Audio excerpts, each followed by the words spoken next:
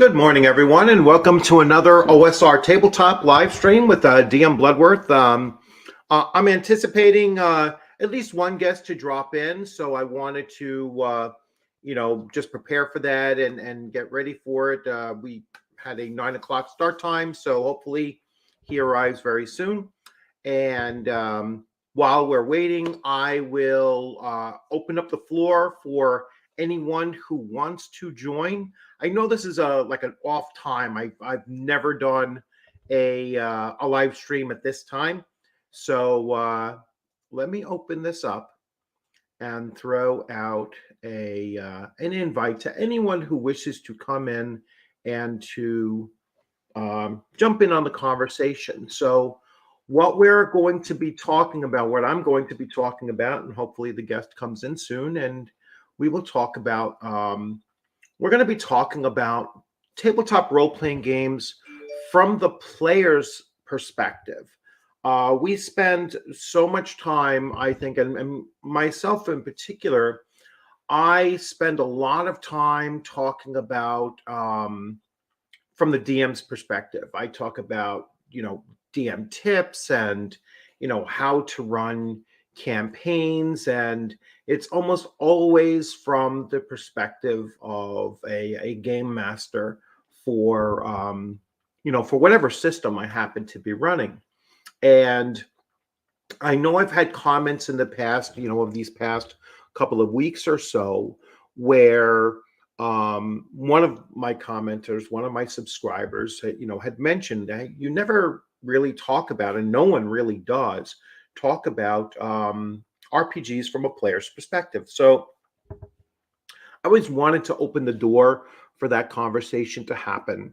And I recently did a live stream and a reaction video to Shoner of Shoner Films and his perspective of how to run a game. And we have Web Mike here. So good morning, Web Mike. How's it going? Glad to be here. All right. Good to have you. You can hear me clear? Yeah. I was just playing around with some of the backgrounds, but yeah, I didn't know, man. Thank you for having me on. And it's glad to be on. Yeah, glad to have you on. So I was just doing a little setup to talk about. So what I really intend to do with this live stream is to talk about tabletop RPGs from a player's perspective, since I spend so much time talking from just a GM's perspective, and to ask players in general, because you might not be the only person that pops in, but to ask generally, like, what are you looking for in either a GM or just a at the table experience as a player? I guess the first thing I would be looking for is, do we engage in a form of collective storytelling? Like do I introduce something that then impacts the world? And then do we all agree on the same rules? And if there's confusion, can we do it like in a courtroom where it's quelched right then and there within 10 seconds? And if not, then we should wait until after the session and then try to hash it out there. Right. Yeah. I think that's a very common thing. Like I know my players, they might have a rules question come up, but then they immediately say, but we're going to roll with it and we'll talk about it afterwards. So it really is a very smooth transition from when those things come up. And it's kind of rare for them to ask that question. Hey, can we have a clarification on this? Because now we've been together for a long time, over a year, actually over a year and a half.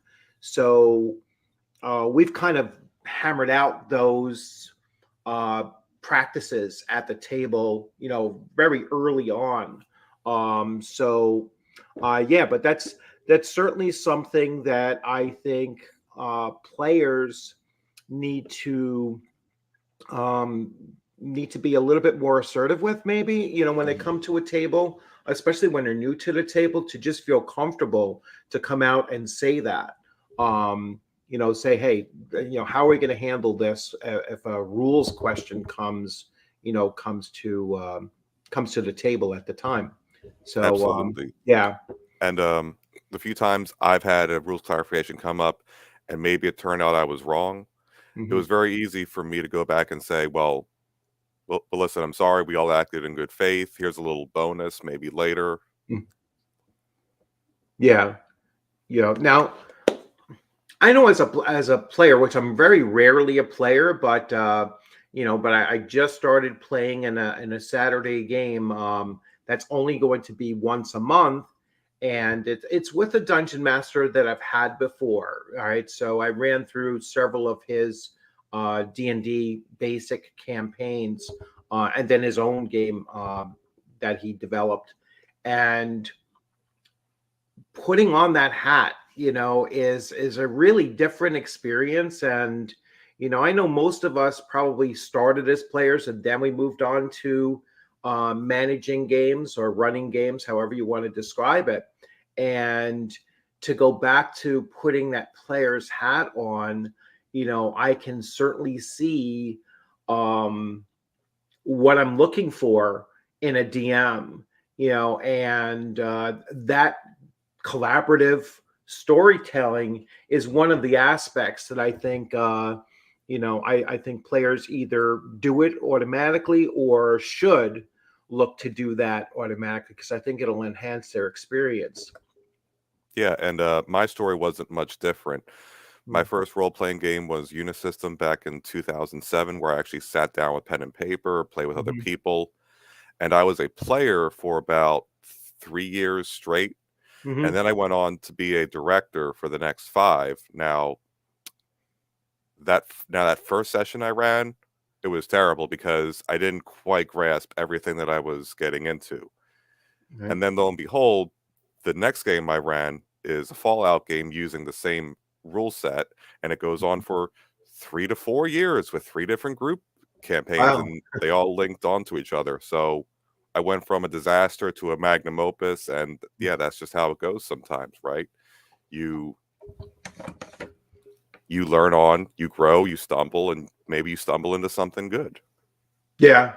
Yeah, and yeah, every once in a while you do catch that lightning in the bottle kind of thing, and it's like, wow, this group is really great. We're together. We're so dedicated to running every time. Nobody likes to miss. Everybody likes to be there, and we genuinely. I know I mentioned this in a previous video. We generally we worry about players that can't make it there, not just because of their real life situation, but we also worry because we feel that they're going to miss out on something that might happen Mhm. as part of that collaborative storytelling, and it is missing that component, to it when you're so used to your group coming together. You collectively know that, oh, there, I wish that character was here. I wish that player was here to experience it. Mhm. And so that's another thing that I think as a player, when I'm coming to a table, I I have the hope that it will be a long lasting experience, a long running experience as well. So I don't go into a game thinking, oh, this is going to be a one shot. You know, I'll play it, I'll kind of test it out. I always go in and I'm like, I'm committed for like 6 months. It's like I hope this thing goes 6 months, and then we'll see where it goes beyond that. And that's been about my average campaign as a player has been about 6 months. Recent in these recent Mhm. years, it's been about 6 months, and then we either move on to a different game system, like I did with my current DM right now, and I don't know. It's a different thing to set up a campaign that's going to last for years, and like you said, you kind of stumbled into it, and it exploded, right? That's now, how much of that had to do with the players? Quite a bit. The Mm, the group I did the Fallout one with was largely the same one I ran my Assassin's Creed one, which was just before that, that ended mhm, horribly. And then the 3 years prior to that, I was under my director, Salvatore Cucinata, actually, and actually he prefers to go by Sam. I don't know why. mhm. Salvatore's a cool name, Yeah. but but for about 3 years playing, we were all largely the same group. Mhm. So we all had about the same understanding of what Unisystem is, how the rules operate. It Right. wasn't until I got to finally run my own Fallout game where people asked how a social skill check works, and I said, "Will you use intelligence instead of willpower?" And that made Salvatore go, "Oh, I guess I've been doing it wrong this whole time. Why Yeah. didn't you say anything?" Well, I didn't want to mess up your groove, Right. and Yeah. and So. and I guess it's a little bit of a word clarification. When I say director, that's what people would call a DM, and then like you Mhm. can say player or cast member, like because Unisystem adopts Buffy, Angel, Army of Darkness. That's their inspiration. It was based off of Right. like when you're making a movie or a TV series, like there's the director and then there's the cast members. Right.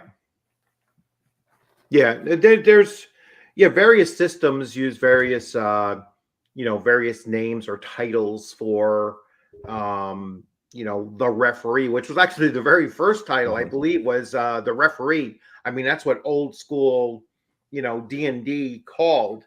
It was before Dungeon Master was created. They were called referees, and that I believe comes out of the wargaming foundation of tabletop role playing games. So, but yeah, whether it's I don't put any real stake in whether you call yourself a dungeon master or a game master or a referee or a castle keeper I mean, it is very game focused anyway, like game system focused. Like it'll change based on that, and they're all equivalent. Mhm. I don't put any more credence to one over the other, regardless of the title that you're using. Um, but it does, I guess, in a way, though, sometimes show where the how the DM or game master might actually run their table. All Mhm. right. So maybe we could talk about that. We'll talk about various DMing styles that you've encountered, and I'll talk about my own as well. And and just our experience as a player at that table. So I'll let you begin with that. So you can go from an early on experience or your most recent or whatever, and the way the table was run, that you either really enjoyed, or it was an issue the way that it was run. Oh, geez, where do I start and how long do I have? That's the real question here, isn't it? But I'll start with uh, Salvatore, who Mhm. had a lot of really, really good.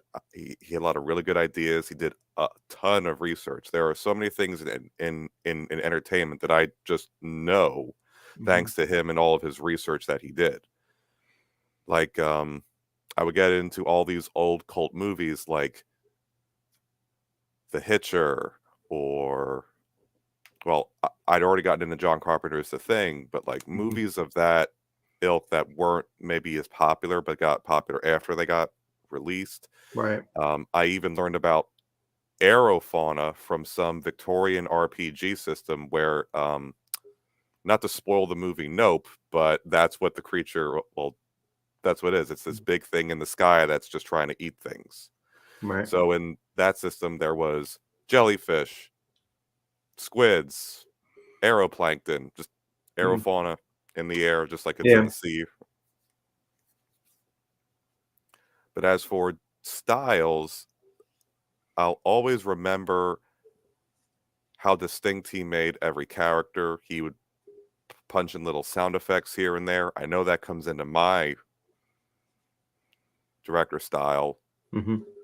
I mean, yeah, like that's a word I find I change no matter what's depending on the system I use. Mm-hmm. But because Unisystem was my first one, the one that imprints in my head first is director. Like Right. like some of the other Unisystem games, they'll call it the Chronicler or something Mm-hmm. else. But yeah, in terms of language, you go by what the system says. But in my mind, it's always director because I just find that's a better catch-all term. But hey, whatever works for other people. Mm. What, what really matters is, are you able to interface between the players, the system, and the world you're playing in? Because you have to be responsible for that immersion and that cooperative storytelling. Right. And Yeah. And what else can I say? What else can I say? so that's a positive. So how about a negative? About a negative, I've had a few that haven't grasped or gotten on the same page with in terms of how rules operate. And it can be something as simple as, well, what hit points mean. So in D&D, I've often used the example of, well, if I have 40 hit points and someone shoots me with a bow, rolls max on their D8, so they do D8 plus 2 or 3 damage, and I have 10 damage incoming. How badly injured am I by that arrow? Well, it could either be a simple glancing blow, or it just barely grazes and misses me. Now I am still tracking off the damage lost, but Right. to me, the hit point is just an interpretation of how much threat you can sustain before you're Mm-hmm. in danger of dying. Right. Because if someone were to say that, oh well, the arrow went right through your abdomen, I would say, well, that's really lethal because you could easily bleed out and get infected. So, Yeah. are we going to deal with status conditions too, or Mm-hmm. are we just chalking it off as damage, like it's in Hollywood or something? Yeah. Um, yeah, and that's actually been a debate that has gone back and forth, is trying to reconcile um, what HP actually stands for, what it means in Mhm. action, and what does it mean as your character grows and gains experience, hit points, you I know. actually like that you said the word grow because I Yeah, also use that in the analogy as when you level up, you don't get bigger, you yeah, don't change. I yeah, mean, as you level up, maybe your strength score goes up, your con score goes up, and maybe that'll make you bigger. But yeah. just the hit points doesn't make you bigger. Bigger, right? Yeah, it doesn't give you more resistant, like resilience either, or Mhm. the way one of the descriptions that I really liked was that your your first level characters starting hit points is plus their constitution bonus, let's say, is their physical hit points. All right. So they don't actually start showing damage to their body until you get to that point. Now, as they grow in level and they're gaining hit points, that's experience and the loss of that, so that's the ability to dodge and, Mhm. block and deflect. And it's represented by fatigue in those loss of points, right? And then so you could have 100 hit points. You started off with 10, and you don't actually start showing fatigue and physical damage until you get to that 10th, that 10th point, and now you're down to 9 hit points. Now you have a scratch. All right. And then you can go Mhm. from there. Makes So sense. that Makes was like sense. one idea that I kind of liked. And I thought that players could then take that and like describe it more narratively what their injuries look like, or how much damage they're actually doing to, like, monsters are totally different. Like creatures, every hit draws blood. You know what I'm saying? It's like, because that's the cinematic kind of thing that players want to hear. And so yeah, I think that having a concept of how hit points actually functions, I think is something that you could start, like, that should be a session 0 thing, where you explain as a game master to the players, this is how I deal with hit points, and how, and then I want you to just think about them in that way. And I think that that would be very helpful for players. All right, let me get to some responses here. I'm a huge fan of Mouse Ritter, how they treat as hit points as hit prevention. Your D6 of HP recovers quickly, and real damage is done to strength. And strength is 0, your die, or constitution, or whatever. But yeah, that's pretty cool. And again, I think that's what gets to what I was talking about as far as hit prevention, or damage prevention. Yeah. I actually may adopt that level 1 thing you had to help explain it to people, because Unisystem also offered that as a rules mechanic. So you don't level up in Unisystem, you just start with your hit points. But if you get but once everyone gets to a certain point, which is 10 hit points or less, that's when the death spiral starts, and you start incurring penalties on everything you do. Right. Yeah. There's, like I said, there's a variety of things that you can do with it to make it to make it a little bit more realistic. Because like you said in the very beginning, if you take an arrow shot to the gut, and it's done maximum damage for that arrow, you need a way to explain that, why that's not incapacitating you. It's it's something that I think some players actually still look for. I mean, there's that verisimilitude. I hate that word. Verisimilitude. Yeah. That they're looking for. It's like, I want to have a somewhat real world. Yeah, I need to believe the fiction I'm seeing. Yeah. I want it to be somewhat believable. Unless you're playing something truly, truly fantastic, which D&D is supposed to be. But I think players still look for that kind of, realism included in there, so it's not so unbelievable. I mean, we're not playing James Bond with hero points. We're playing, playing something that's, swinging swords. And I want the idea that, hey, if I get hit with a sword, there's some way to explain why it hasn't actually done a considerable amount of damage to me. So, and yet when you're playing with these verisimilitude ideas, and you get to a point where someone does do a stunt like it's out of James Bond or some action movie, it makes it feel that much more powerful. Yes. Like in a D&D campaign I'm running in, my paladin was in the middle of a zoo rampage, and a woolly mammoth was raging, and I used my lay on hands to heal the mammoth and just use animal handling to try to calm it down. Right. And it did.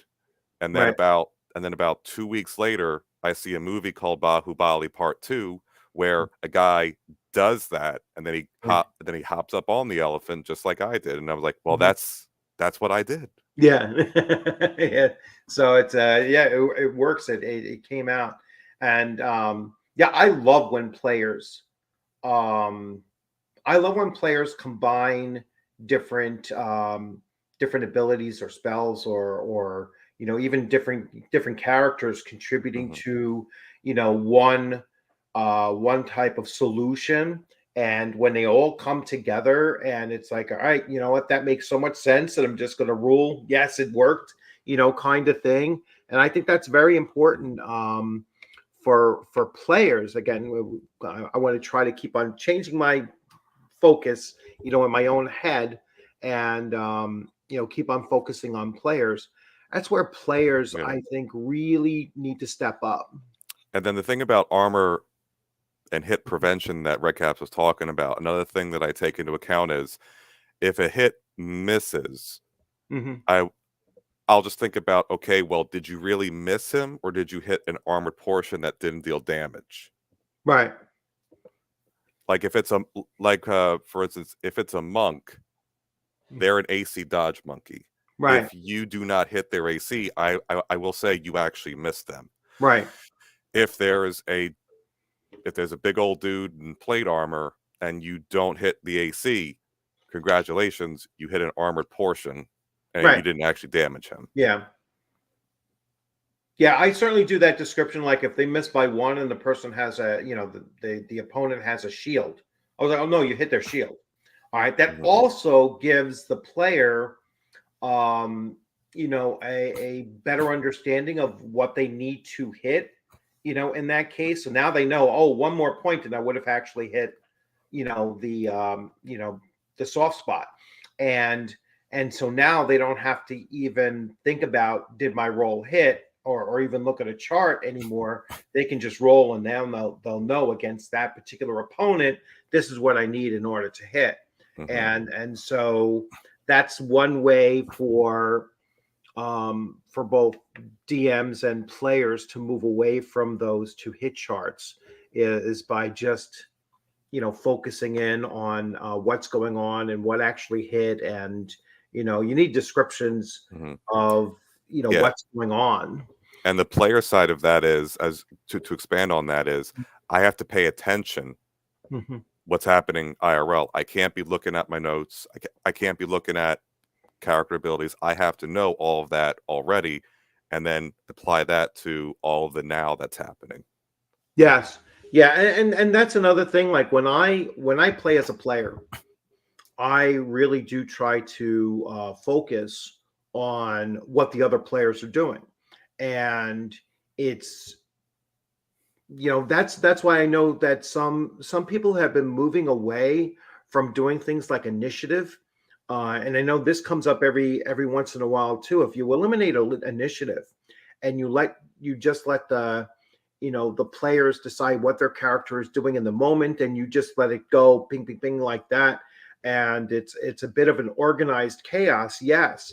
But when you're running it like that, the players, on their end, if they're not paying attention to everything going on, they may lose the ability to act during that particular, combat round, and that's something that I've done before too, is to say, hey, you know what?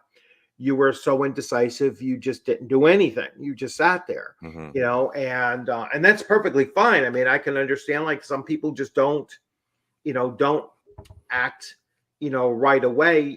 They're very cautious with their characters, and it's something that I try as a DM to put into my players, mindset, is to be bold, be ready to jump out there. And now as I play, I always try to just, this is what I'm doing, boom, and just go right into it. I mean, I've had other players, like I recently played in a convention, and I'll get to, talking about my two experiences there, both positive and negative.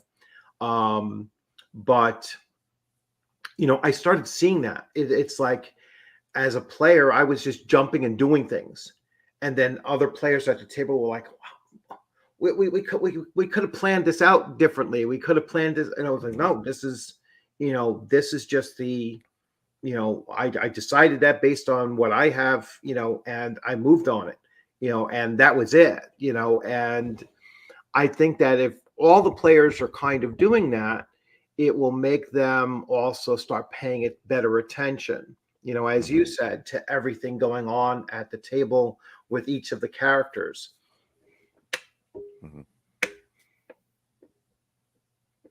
Any more chats coming up? I think we just got a thumbs up. Cool. Or hi, a wave. Hey, Larissa. Hello. How's it going? So, and if any of you have any experiences, either positive or negative as a player at your table, you're certainly welcome to either jump in on the stream. I'll put the invite up there, or just put your comment in the comment section, and we can do that as well. So there's the stream link. Anyone's welcome to jump in. And hey, Takato.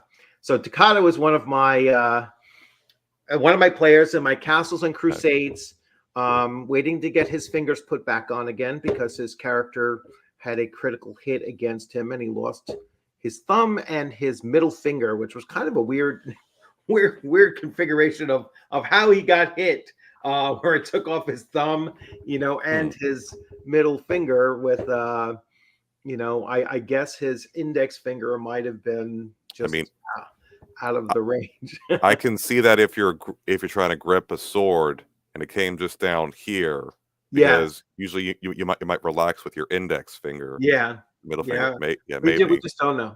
But he's a he's a cleric, so it would have been his mace, or it could have been his. I don't know.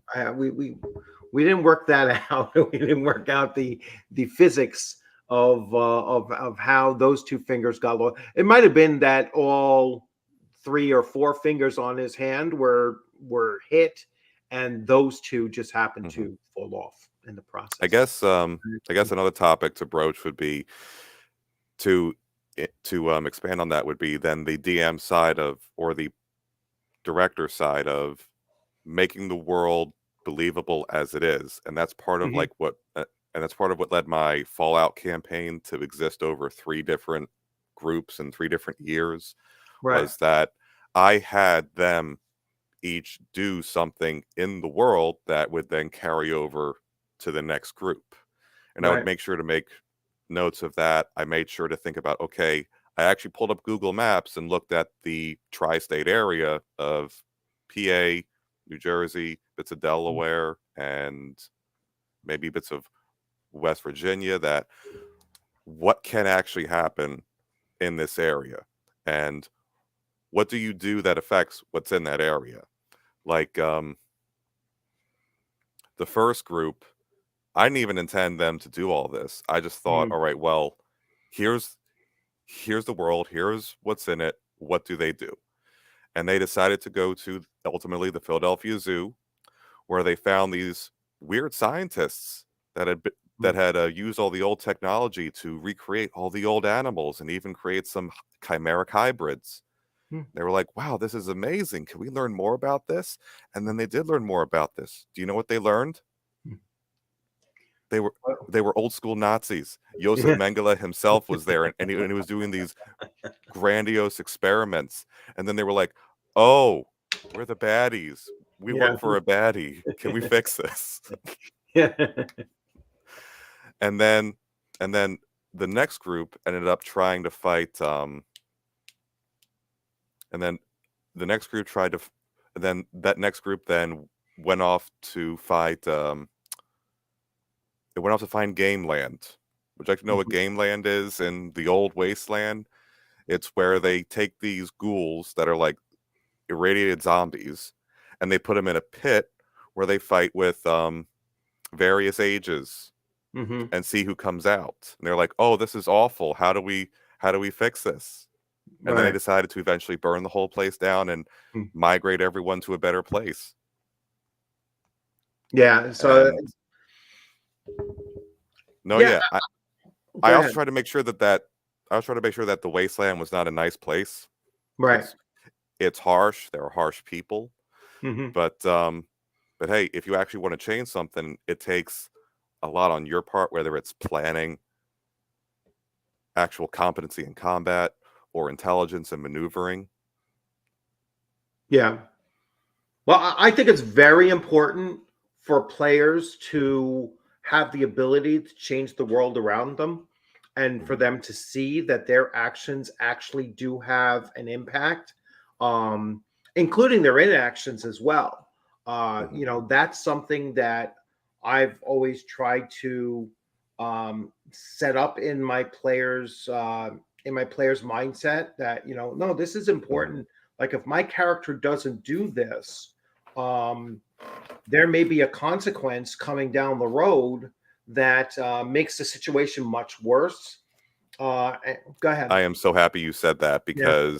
because the main big bad that I expected them to go after, the Enclave, which is the remnants Mhm. of the American government, they did not end up going to take care of them until the final group at the tail end, where they had made all these machinations that had gone to almost their entire fruition. And there was even this one super mutant that was in power armor, to the point where I didn't tell them this, but because they had gotten to develop so much, the Mm. enemy could only take 20 damage per turn at maximum. Right. So this whole campaign, they've been going on doing headshots on things, doing quintuple damage, and Mm. then they come across this thing and do the same thing, and it's not dropping, and that makes them go, Right. "What's happening?" But I made obvious hints that, I don't know, if you hit the medical tubing here on the back, Yeah. maybe you start doing that. But then naturally, when they got to certain damage thresholds, that's when I started rolling to see what would go wrong on the power Hmm. armor. And eventually I hit the life support, which did knock out that thing. And then suddenly it dropped like a sack of potatoes. And then everyone went, "Oh my God, if only we had paid attention to that." Right. Yeah. It's yeah, again, it's a it's a growth process, and growing knowledge of how a DM runs their table, and over the course of time, their what their characters are able to do, know, and you know impact the world and such. And I made this recent argument. I was like, I really don't see how your your goal in this hobby is to just do one shots, or your goal in this hobby is just to do like Wizards of the Coast came out and said the average campaign in 5e lasts 6 sessions. I'm like, there is so much opportunity lost in actual role playing and actually developing a character that is a meaningful character, Mhm. if you're only going to play for 6 sessions. It's like you might as Yeah. well just play a one shot, a 6 hour one shot, and walk away. You're going to get the same thing out of that than literally wasting your time with Yeah. 6 sessions um of maybe that's 18 hours of play. I mean, to me, it's just it's video game Yeah. mentality. I felt the same consternation when I heard that as when you remember that doctor on Joe Rogan who said he talked with Joe Rogan for like 3 hours and that was the longest conversation he ever had? Hmm. I began to think, well, how do you not talk to someone that long? How do you not engage and Yeah. think for that long of a period? It's the same way with role playing. How do you develop the world in only 6 sessions? And I'm Yeah. assuming the time length is somewhere between 2 to 4 hours, Yeah. because you as a player only have so much time to do things like that. Hmm. In between sessions, maybe you fill in some blanks, but also I would then ask, are you playing every week? Is it once a month? Because if it's once a month and you do 6 sessions, I can see where maybe that would fill in, because you also have a month in between sessions to see like what's happening in that interim. And also there's the old school rule where the time IRL is the same Hmm. time passage as in game. Yes. Yeah. That one for one, which I think is that's like the opposite side of the spectrum. Like I said, I did this series of videos and video responses with Shoner about, he thinks that at the table there should be everything happens in character. There's no game discussion. It should roll off like watching a movie and or listening to an audiobook, and that's exactly how it should Hmm. sound. On the opposite side of that coin, um, I see like the Bro OSR, which is, those rules as written, one for one is like the bedrock of their, of their edict, that is like, and I can't see either of them being a truly functional way of running a table. Yep. Um, But yeah, I'm gonna get to some of the comments. Staccato here, I am Yeah, 100% on that. yeah, Strixhaven as an idea, I don't like it. It's fine as a background for your yeah, character, but there's no adventure in that mhm, college setting unless you're going to make it like Harry Potter. In which case, why don't you just play Harry Potter? But yeah, no, though. yeah. I, I've said that too. It's like, I've said that those setting pieces don't really come off as good launching pads for adventures unless you're looking to do that. And like I said, like you just said, I mean, if I wanted to play Harry Potter, there's a Harry Potter role playing game. I'd play Harry Potter or something. You can make anything Harry Potter.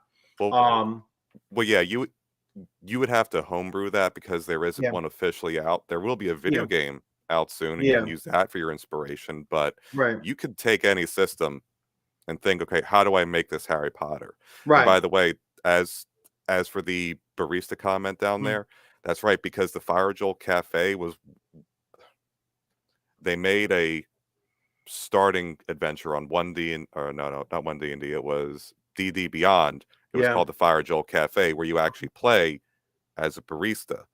And as you mentioned Sean, he's one I mm, like too. Another one I like is the RPG Pundit talking about mm, this is being made by Seattle elites for Seattle elites. Like, I would not think working at Starbucks would be a mm. compelling adventure.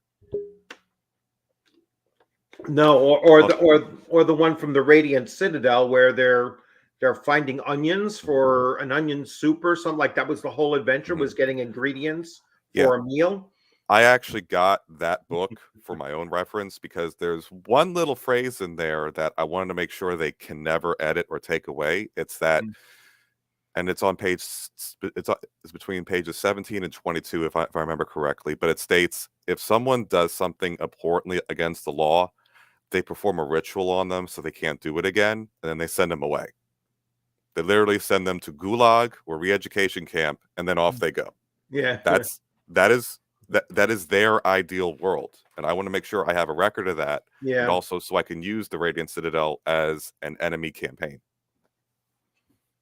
Well, yeah, I know of a lot of people have actually coming out against it, said that it's like it literally is like an indoctrination, very strong socialist Marxist indoctrination type of a thing that with very little connection to actually Dungeons and Dragons at all. I mean, I know three of the writers said that they've never played Dungeons and Dragons, And and two of them. Go ahead. I'm glad you said writer Yeah. because I can't point to many of them being involved in games. No, they're not designers. They're writers. Yeah. All right. And so of those three, two of them said they actually never heard of Dungeons and Dragons before being offered this writing assignment. So it's like, this is, one fourth, I believe there were 12 different people involved. One fourth of them had no connection to game design or even Dungeons and Dragons prior to Hmm. this. And that's what you're going to put out there And as, then you see, and yeah, then you see it with their Starfinder, where it's a space setting that has no ship-to-ship combat rules. yeah, It has no rules for how you design a solar system, how atmosphere is different, how gravity is different. Where yeah, is it? No. But they can fix the Hidozi. That's what they care about. Oh, and to yeah, Max's earlier question, the doctor said that was the longest conversation he remembers having. yeah. So Larissa brings up, one shots are good for horror Oh, yes. RPGs, Yes. and absolutely they are, because you One don't, game's yeah, you usually don't survive those anyway, so they're perfect for a one shot. Or you mentally don't survive them. I'm talking about like Call of Cthulhu, especially old school Call of Cthulhu. I used to describe it as there's only like 3 outcomes that can happen. You die, you lose your mind, or you ran away and disengaged from the whole thing before you either died or lost your mind.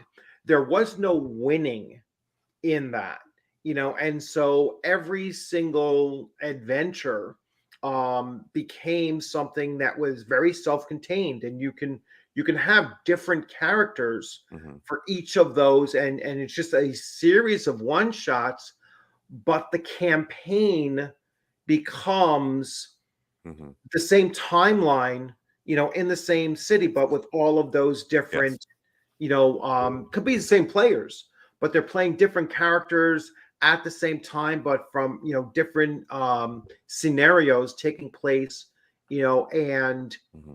that's still a campaign. I think people have struggled with the fact that they think that there's only one definition of campaign or one definition of role playing, or and I I, think there I'm has glad to you. be spread. I'm glad you brought that up because I'm trying not to interrupt when I have all these ideas Yeah. because all right, one horror system that really runs that one shot system is 10 Candles. All right. I ran that one time. Are you familiar with it? Yes, I've heard about it. I've heard about it from people, talking about it and talking about how like it's unique, in that way. But I don't personally own it. Well, I actually bought 10 Candles to Hmm. run 10 Candles, and I Hmm. brought it to a friend's house where I actually set him up, played it. It was perfect for immersion and atmosphere, especially when you start utilizing sound effects yourself, Right. like randomly having a cry out in pain occur that the players are like, "What the hell was that, Mike? What Mhm. was it?" And they say, "Well, you heard this." Mhm. There's all and and yes, the only outcome of that is that you're supposed to die at a certain point. But Mhm. don't tell my players this. Mhm. There was a scenario where they could have lived. Yeah. It just sadly did not manifest in the roles. Right. Like my one friend said that, "Oh my God, Mike, that was a horrific campaign, and I loved it. It was Mhm. so it was so depressing. It makes me feel better about my life or something Yeah. because because the way the game is set up, whenever a candle is snuffed out, you then speak a new truth and rotate through until you're done with the Mhm. candles. Yeah. I'm just Some trying people I to. talk to Yeah, I'm just for trying to 15. keep up with the, with the comments. I know someone had mentioned I let the comments go like 30 minutes too long, and then I get Mhm. to them. So, But yeah, but yeah. I hope I never talk for 15 minutes straight Mhm. unless it's a lecture. But Mhm. talking with someone for 15 minutes can feel like an Oh yeah, hour. it I could feel take you a on long that. time. But So, back to 10 Candles, there was mhm. the nice thing about it is you don't have to worry about character sheets. All you have is the dice pool and your Mhm. character's motivations. That's all you Yeah, have to worry about. yeah, yeah. That's a very simple, simple system then, to run. I have this. But yes, Staccato, yes. Yeah. Yes. Yes. It's yeah. Again, I think it's the. I think that the disconnect might be from, wanting those very short campaigns, if you even want to call them campaigns, and Mhm. um, it has to do with, I guess, their. I don't want to say their attention span. It's just like they're looking to dedicate that much time into a single character. I think that they just get bored with it, and they've never experienced the long campaign. They've never experienced the trudge along, and finally getting to a reasonably powerful, character, but in a long period of time. So I'll give you an example. So like one of my players, my most experienced player, all right, who worked with TSR from 1982 to 1986, Cool. played in Gary Gygax's game. All right, his home game. He played in Gary Gygax's home game. He's an author on Oriental Adventure, modules. He finally said to me, he was like, it's just taking us too long to get to that next level. It's taken my character forever to get to that next level. And I'm like, well, it's, that's AD&D first edition. It's like, yeah, sometimes it's very short, small amount of experience points. You might only get, 400 or 500 experience points from one session. And then in the next session, you're getting 3,500, because you just wiped out, 17 ogres and, and found 3,000 gold pieces and that kind of thing. I says, it's kind of, it really depends on, where it bounces back and forth. And yes, we've been playing for 18 months and your character is almost 8th level. It's not like 5e where you play a session, you go up a level. Milestone leveling is the worst idea I've heard in role playing. All right. It is absolutely the worst idea I've heard in any tabletop RPG. It's I would refuse to use it. I would, immediately remove that along with, like short rests and anything that makes the characters too powerful, even at low level. But milestone is by far the worst idea I've heard in tabletop RPGs. Well, I know I tend to do a hybrid of it or use bits of it because I don't want to remove player actions or consequences in the room because, like you said, you can gain XP through killing goblins, or you could also gain XP through figuring out political intrigue in the court, in the castle's court, and that could also massively level you up too. Now, a common thing for me is, did you survive the first session? Are we level 1? Well, then, now you're level 2, and then we go on from there. Yeah. I guess like you don't have to get to the points by points, but there has to be. You should never go up a whole level just playing one session. I'm sorry. There's just, not unless you really blast through a lot of content in that one session. And that session was like obviously like a 6-hour session and you were first level, characters. And yeah, that's certainly reasonable. But, to just to go up in levels like 1 or 2 levels in one game session, that was That's a ridiculous. 2 or 3-hour game session. It is how do you keep track of all your advancements and development? Like I said, if it's session 1, you're level 1, I get you to the end and you're all still alive, okay, you're level 2. But then everything beyond that takes noticeably longer because, again, it should take twice as much for, or exponential growth for each one. And another thing, in the D&D game I'm playing in right now, a lot of people are saying level 20 this, level 20 that. I keep wanting to tell them the story might finish before level 20. We might, we're level 10. We're already at a point where if we're not already there, where we can start changing the world just by our actions. But by the way, I'm glad that he likes the Dreadfield and 10 Candles. Yeah. But no, so the story can end before you hit max level.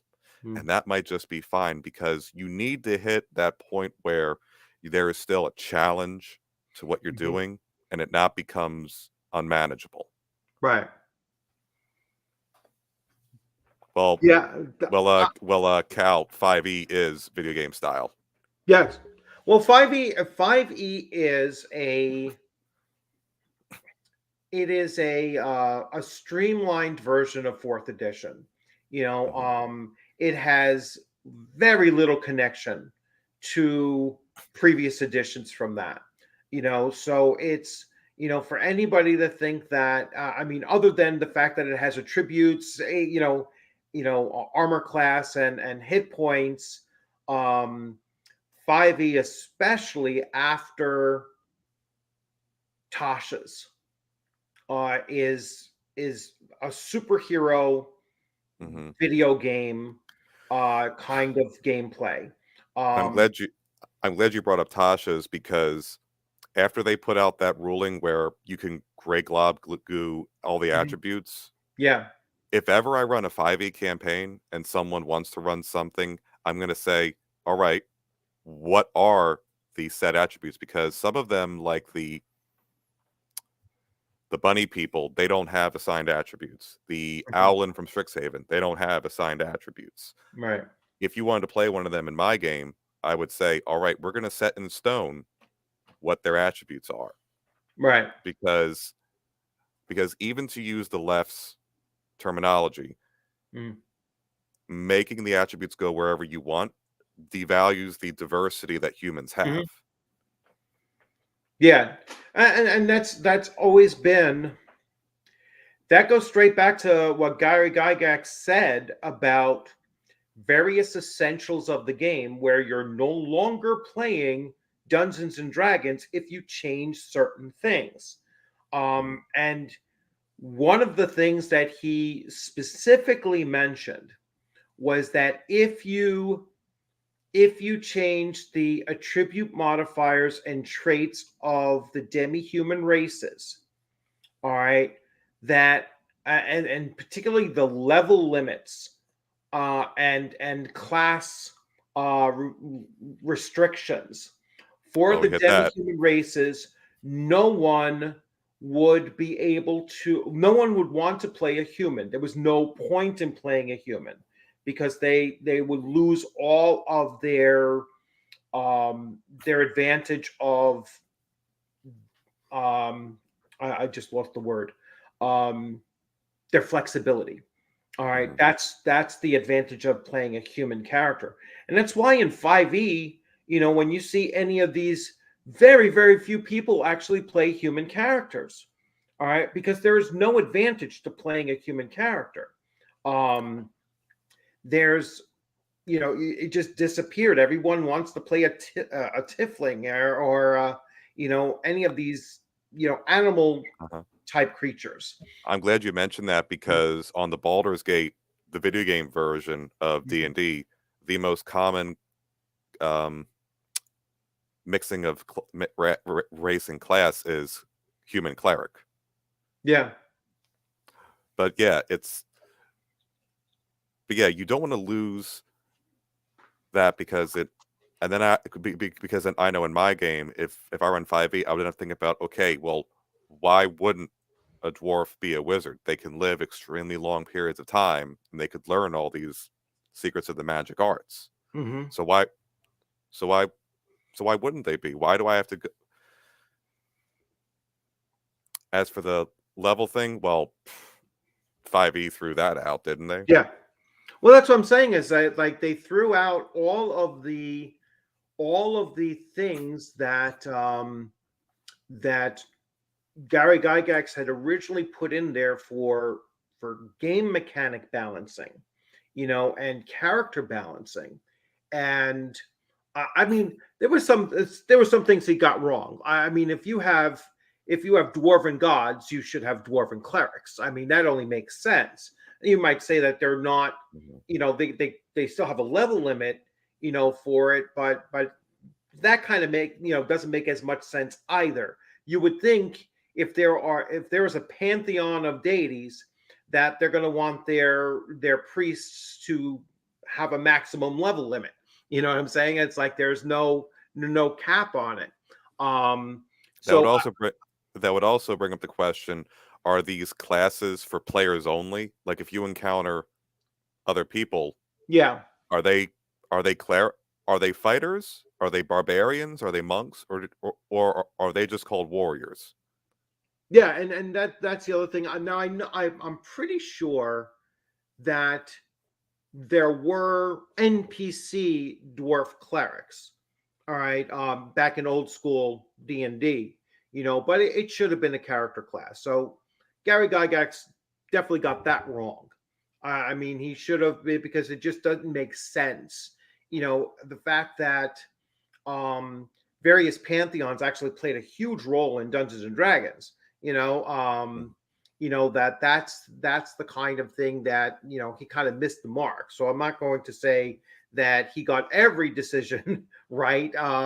In what he did, but he certainly, Oh no, but it he sounds like was, all the but it sounds yeah. like all the things you're saying are the things that you disagree with him on weren't essential errors. Like it doesn't violate the core tenets that he put out. Right. Yeah. It was like, I mean, he even came out and he admitted, he was like, yeah, there were certain things that I probably shouldn't have done. Um, uh, I think he actually came out in a later article and mentioned like he shouldn't have done the male female attribute modifier, like caps. Um, it was unnecessary. I don't think he was saying it on a reasoning behind um actual, like feeling bad that he was sexist in that. I don't think it was an admission of sexism. It was just an admission of, as a game mechanic, it was unnecessary. I think that's along the lines of why he said that was probably a mistake. I don't think that, because he firmly believed that there's a real biological physical difference between the two sexes. I mean, that's I see it. undeniable. I see it Um, every time I go to work. yeah, so it's there's that, but I think that he was, I think that he acknowledged something. The grappling system was another nightmare that he was like, I wish I didn't do that, but that was always a optional thing anyway. But I know someone had mentioned, uh, hey Cal, taste out group diversity, you evil GM who saw, takes out group diversity. Yeah. Yeah, the group of characters should actually have very unique traits. To me, it's like when I play as a player, because I want to focus back on players' perspective. I prefer to play in a as a player in a human-centric world.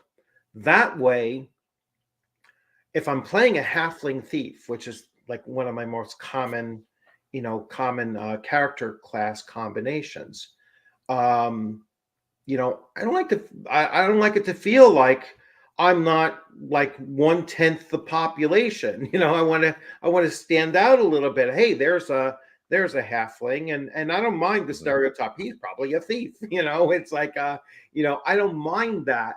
I think that um it has an element of role playing to it And that yeah, you don't get if it's too mixed. Everything is a cosmopolitan, metropolis kind of feel to it. You're not walking into uh, you're not walking into the cantina of Mos Eisley, and seeing every race under the sun in one room. And mhm. that, I think, is something that 5e gets wrong. A real world example of that would be being left-handed, which I myself Mhm. am.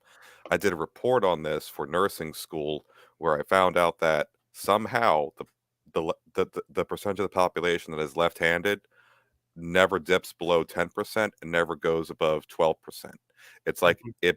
it becomes beneficial enough to always have its own niche, but it's always had its own detriments to where it never becomes a significant member of the population. Like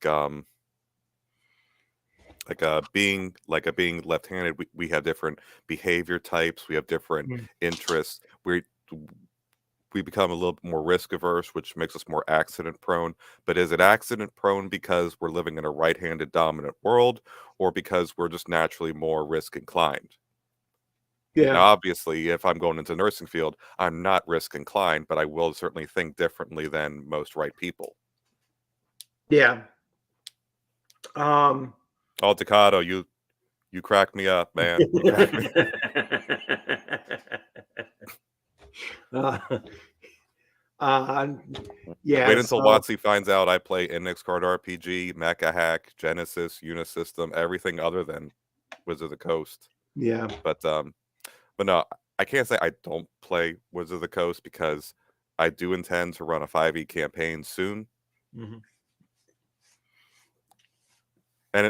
And actually back to the Index Card RPG one, I ran a Mass Effect one using an Mm-hmm. Index Card RPG, and there was something that Shauner said about like how you should about how at a certain point the role play should become like a radio play, Mm-hmm.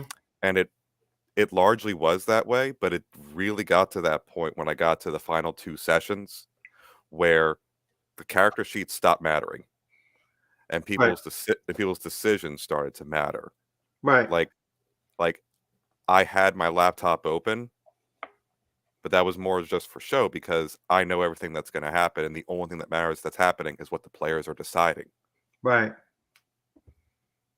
And I know all the rules, even if I did have to make a roll, which I did because some of the players were trying to make arguments for why the antagonist should not go forward with his plan. I Yeah. did. I I had them say what they were going to say. In my mind, I set the DC or give them an advantage or difficulty based on what they say, and then go on from there. But at that point, it be everything was flying so quickly. Mm. It was like a radio play. Yeah. Now, Yeah, I one still of play 5e, but it's yeah, not my favorite. yeah, I think that if I think that from a player's perspective, I would prefer to play a very simple character sheet and have a system that's very, very simple to run and play, and then because that I think opens the door to more role playing. That opens the door to being able to forget about what's specifically written on your character sheet. There's playing a character and then there's playing a character sheet. And I think that 5e, because of the multiple layers of the action mechanics that are in 5e, that you're playing your character sheet. You're always Yeah, looking to maximize your situation, and you have too many layers of, well, if this failed, then I can automatically fall back to this, and all in the same action round. and that's And and that's the downside of going to level 20. yeah, It just compounds. it's like there's too many different layers, and you literally are playing your character sheet and not your character. So it is you're playing a video game just on Mhm. paper, and On paper, yeah, but yeah, you can like I as a player, I know that despite having this monolithic sheet in front of me with all my level 20 abilities, I I still challenge myself to make sure, all right, am I still role playing instead of role mm, playing? Am yeah. I what fun, DM James? Did you Not a say lot of fun? fun. If you're playing for fun, you're a detriment to society. No, no, no, no. Even video no, no, no, no. I mean, fun has to be a part of it. Otherwise, people wouldn't want to stick it out. I mean, Mm, you do things there are things you do not for fun, but because they give something. But if you don't at least look forward to what's going to happen afterwards, there would be no reason for this delayed gratification. right. But Um, uh, Character development is fun. I don't know why that has been lost. You know, creating a character concept that breaks from the mold is fun. mhm. I mean, I would love to play a fighter that double specializes in dagger. How often have you ever seen that? You know what I'm saying? It's like, I would like to see. I would like to see how that came to be. Yeah, it's like, and how well it plays out. yeah, how did you like, you have to explain why your fighter actually developed that. Why would they go that route? And I'm that's gl- where you come off the page. I'm glad you brought that up too, Yeah. because limitations Mm. are fun in Mm. storytelling. Yes. Yeah, that's like, when they talk about the concept of how do you role play a broken character? And when they say broken character, somebody with like, all sevens and eights in their attributes. It's a lot of freaking fun to play a character that, one, you're playing a character with one hit point, that was their starting hit points was one. Mm, And how do you enjoy playing a character like that? Because you're role playing it. That's why that kind of character is fun. So what if you die in the first, the first combat that you've had? the the point was that it was a lot of fun, at least introducing that character as short-lived as they might have been, and then you just create another character and you rejoin at some point. But there is there's an experience to be had playing a character that is not optimized. mhm. And I think that is Yes. often lost. Hey, DM James, if you want to jump in, I put the link up there. If you want to pop in, or I Cal or Decado. I would Um, say I would say if you want to make this character, it should be viable. You mhm, shouldn't have to be thinking about just by the narrative side or just by the mechanic side. You should try to blend the two so you can be viable in the world, because there mhm. should be a reason for you being, and you should have ways to explain how you are in that world. But no, yeah, fun. I never make that the intended goal of any game, but it often comes as a part of it anyway. Yeah. Yeah, and like DM James mentioned here, yeah, you could throw two daggers per attack. You could actually dish out a lot of damage, with that. But again, you would have to develop a story behind why your fighter is double specialized in daggers, because it But thinking is is so hard. outside of the norm. Yeah, But thinking is maybe. hard. Yeah, yeah. It's like, I will have to get going soon. My car has to go yeah, into the no, I know, shop. I know. But I really appreciate you coming on and just giving some of your perspective and talking about from a player's perspective and kind of like what you look for in what you look for in a DM, or give some of your positive, which I really like that you gave out your positives. I know I was going to mention one negative that I had recently, and this was at a con game where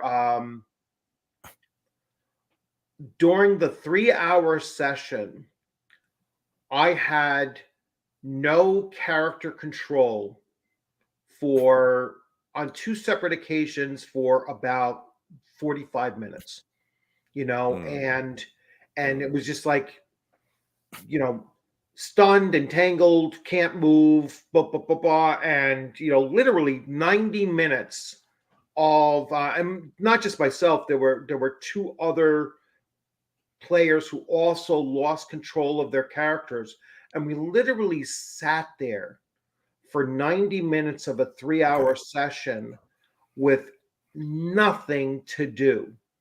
And I it was brutal.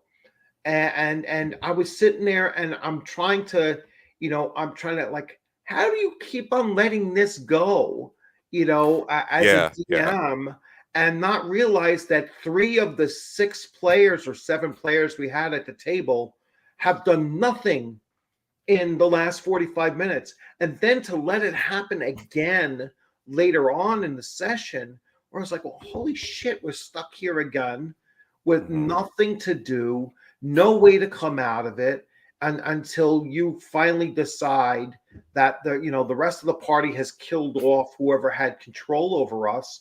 And I was like, damn it, it was just a horrible thing to have that sort of thing happen. Now, I'm glad Takado's here because Ducato is Ducato is kind of familiar with some of my games, and the Paladin in my AD&D campaign, like three separate adventures, and so this might be scattered through a couple of sessions. His Paladin had gotten feared and ran away for 10 rounds. You're running Oh away for no. 10 rounds, and it just kept on happening to it. And it became like a joke, almost like, oh shit, he's running away. And then the most recent time, he was compelled by his deity to run. Like, that's how I built it in. So they were like, oh god damn it again. And he says the freaking Paladin is feared by something again, and now he's run off into the freaking swamps. Meanwhile he was doing it, but that's the only time. I know you got to go. Well, no, I'd also like to say, well, you brought up an interesting topic about player control. I too don't like seeing that happen, but if it does happen, it has to be like a little bit shorter side. Like if players encounter an aboleth and someone does get charmed, I shouldn't say it. You should never say this aloud to your players. I am not going to let them be controlled for probably more than 3 turns, because otherwise you've taken them out of actually playing, and now they can't participate in this. Unless, of course, they die, in which case, well, that happened. There was actually one case in my Mass Effect game where when they got to the final point, they were presented with 3 choices. Now, if they had been paying attention the whole time, and matter of fact, all but one of them was paying attention, apparently, they were aware that there was only one correct choice. The other 2 were misdirects and subterfuge by the enemy. And the one player chose the first path, everyone else chose the third path. And the player who chose the first path, when everything was said and done, they then jumped back to reality, looked at each other, but they saw in that player's eyes they were mind controlled. So then that's when that's when one player made the quick decision of, I'm a police officer of this place, so I'm going to kill you because you're a threat to this place. Right. And the one player, I think he took it a little too personally, because I wasn't trying to mind control him. He chose the option that led to his downfall, and no one else chose it. So that would make me then question, were you paying attention? Because everyone else made the right choice. Yeah. But no, I really should get going. I know. I hope it's been great for you. Yes. I've enjoyed being on. Yeah, nice meeting you. Yeah, finally we got connection. Now that we have that connect through Discord and everything, yeah, you're welcome to come on anytime you like. You're, certainly I love the fact that you're willing to come on and talk from your perspective and everything. So yeah, it's good to make the contact, and thanks for coming on, spending your morning, here talking about the player's perspective and tabletop role-playing games. Absolutely, and thank you for having a good channel, man. All right, take care. Take care. All right, and if anybody else wants to jump in, I'll stay on for a few minutes longer, and I will, or potentially even longer if you do jump in. And let's see some of the comments that we left behind. So King Leonidas, hey, how's it going? I like having characters for specific purposes. So King also likes to have characters that are freaking untouchable in melee combat. The last time that we played Mifrog, and so that was a lot of a lot of interesting time with that particular character. And I'm going to say it was a broken character, because even Varg came out and changed his game, modified on that character. Let's see. Deanne Powell, hey, how's it going? Something like an aboleth, I would have it so that they can attack and make it against. The aboleth gets a defense roll or something to indicate the mind control. Yeah, um, definitely shortening the amount of time that could that players do lose control of their characters. I wouldn't do it for much more than just a few rounds, or possibly a turn. And then what I was doing was I was allowing the paladin in my group to continuously make saving throws, um, to try to break the effect of it, even though that's not the way the ability or the spell necessarily reads. Just to allow for it. It was comedy relief. That's how it turned out to be, a comedy relief. Hey, El. Well, it wasn't quite a surprise. I uh, I did post this last night, so but yeah, you're welcome to jump in if you want. Talk about player's perspective. I named him Thor when I saw the stats I rolled for him.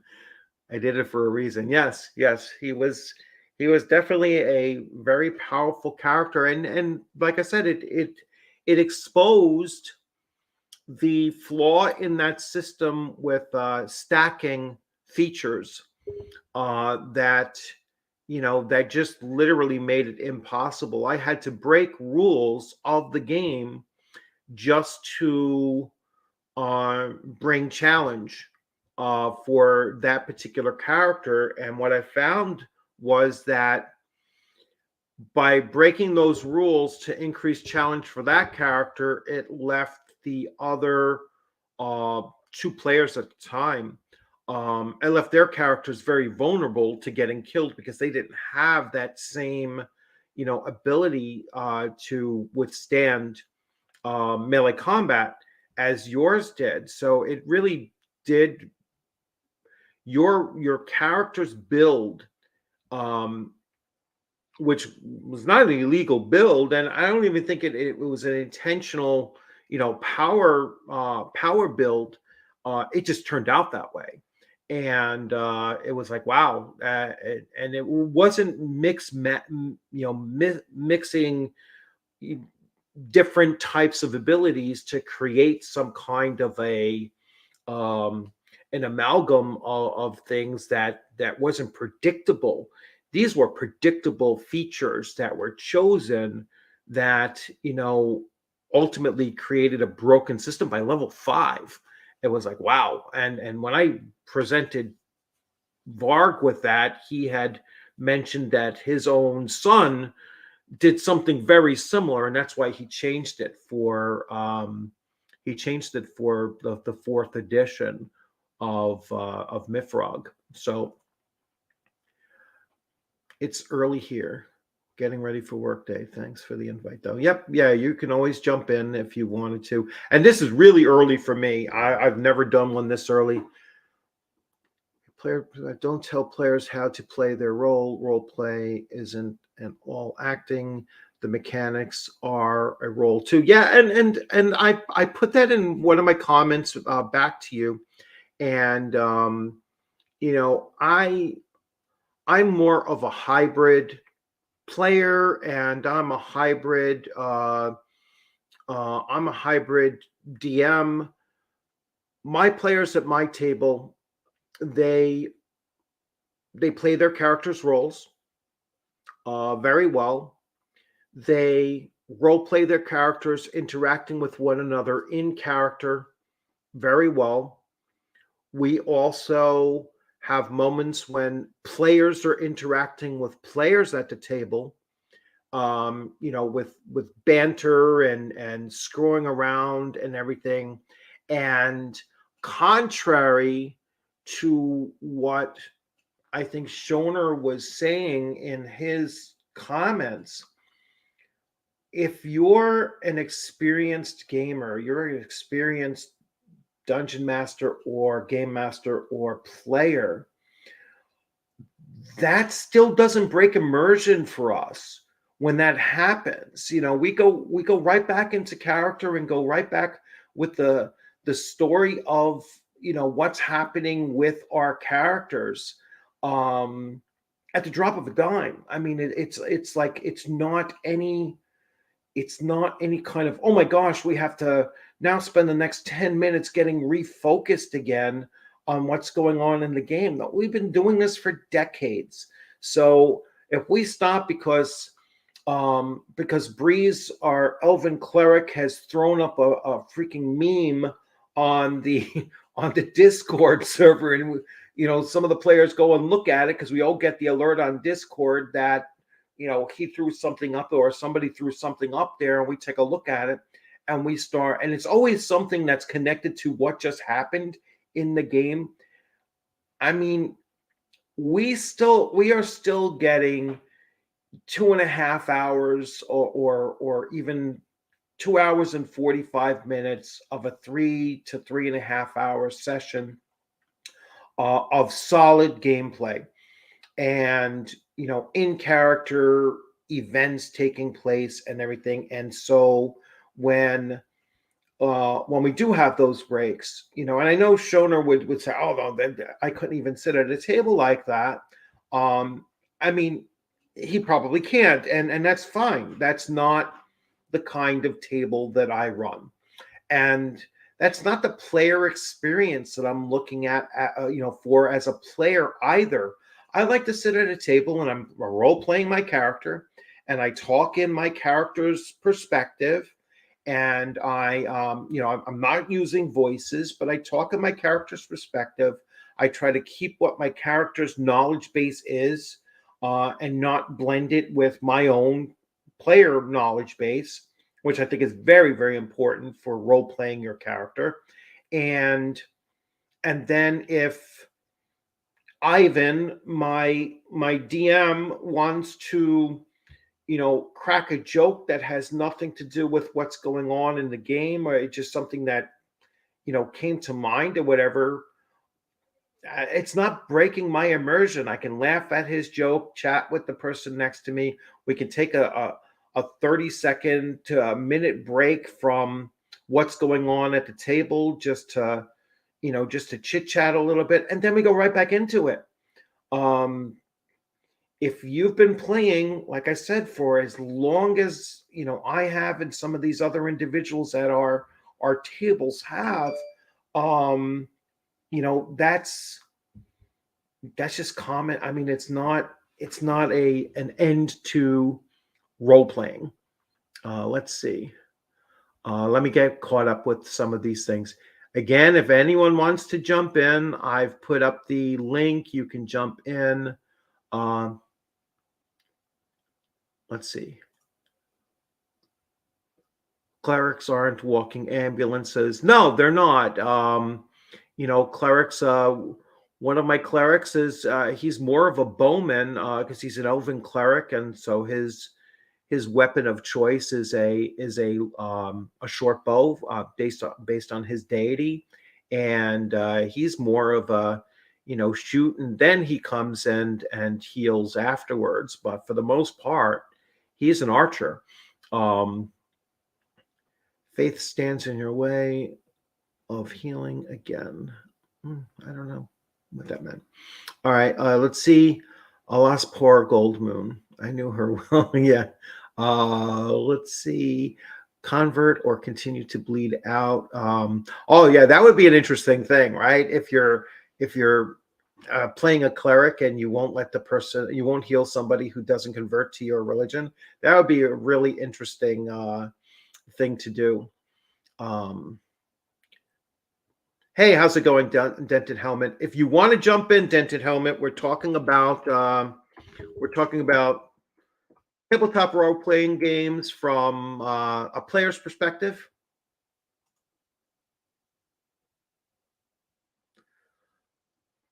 I'll confirm the objectivism of cleric. Yes. Yeah. I mean, if your cleric was doing that, I could certainly see that kind of a thing. I know. I know some people, like, I know at least one commentator that was saying like when a cleric walks into a village, everybody's got like going to be like falling over themselves for this cleric because they have that healing ability, and they'll raise that cleric on a pedestal and everything. And um it really depends on, I guess, the religion of that cleric. If they're not from that village, and or they're not of that same religion, or one of the represented religions in that, in that town or city or whatever, they're not going to open their arms to them like, oh, thankfully you're here, kind of mentality. So again, that's role playing, and that's something that a player should be role playing.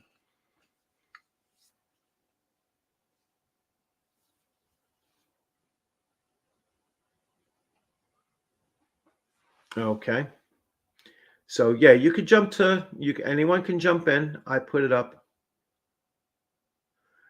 Spoiler: Mike says that Watsy wants players to have fun. Yeah, I know that they do. It's just that they they don't know what they're doing when it comes to creating Dungeons and Dragons. They're not capturing the game properly.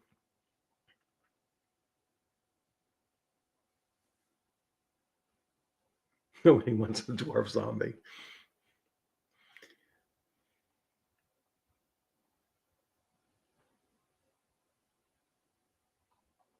Yep. Yeah.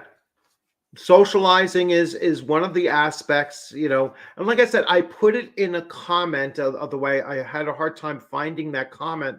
I really broke it down um in a comment to one of L's comments, and I can't find it right now on but I did do a breakdown, and I started doing the same thing here with banners, and I will throw that up once I get caught up with the comments section here. Um, and again, if anyone wants to jump in, you can. I've put up the link a few times. I'll put it up one more time here. And if anyone wants to jump in, you can jump in on that. So let's see. Breaks in the local gaming shop pickup groups, maybe not so much at home with friends. It's a blast. Yeah.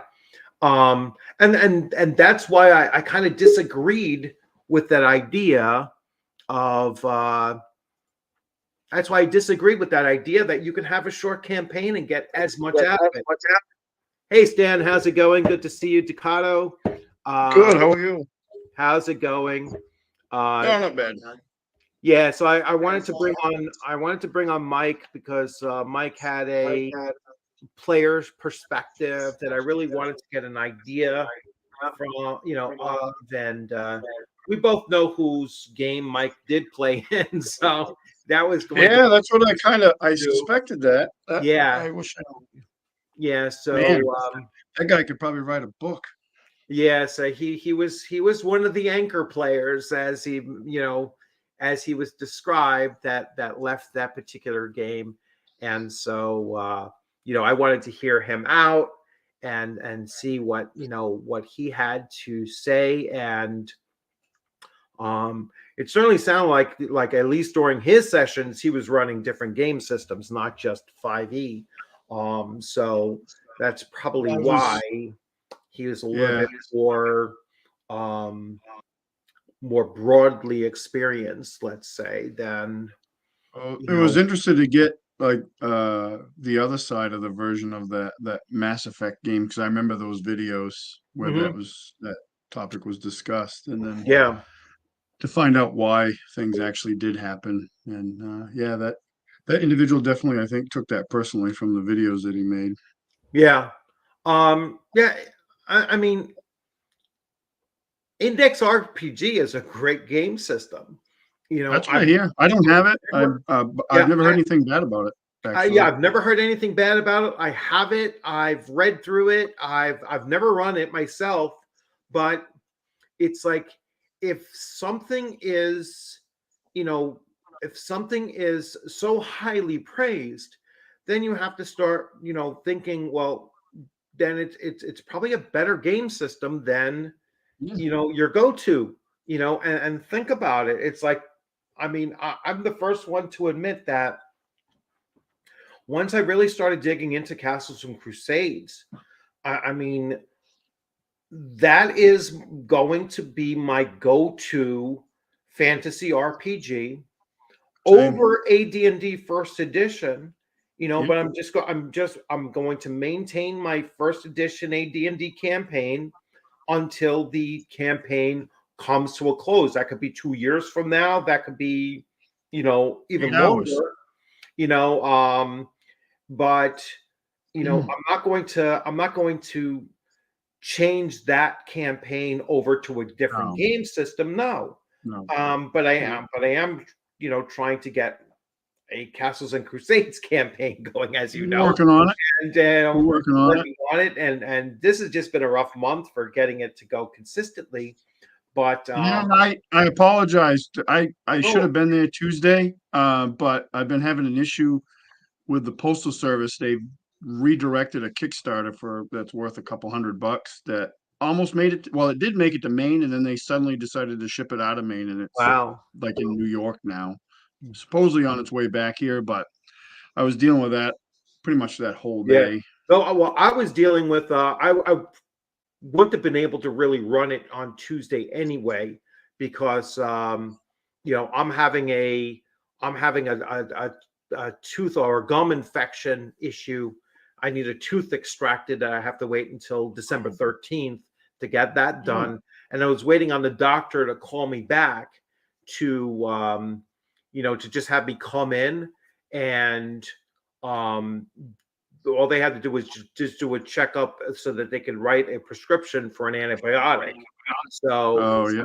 yeah, so I was like, oh, you can't see me today, kind of thing. That was on Tuesday, and they actually saw me yesterday morning. That was the earliest they could get me in. So I was like, okay, now at least I have my antibiotic. That's good.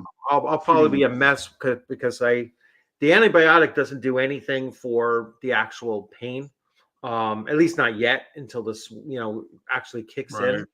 So I'm going to be mixing antibiotics and shots of rum throughout the day, and see how that screws me up. I'll probably be You gotta do what you got to do to get by. Yeah, The yeah, dental pain's the worst. I've had plenty of that in my life. And, it's yeah. the worst pain I've ever been in. Almost right up there.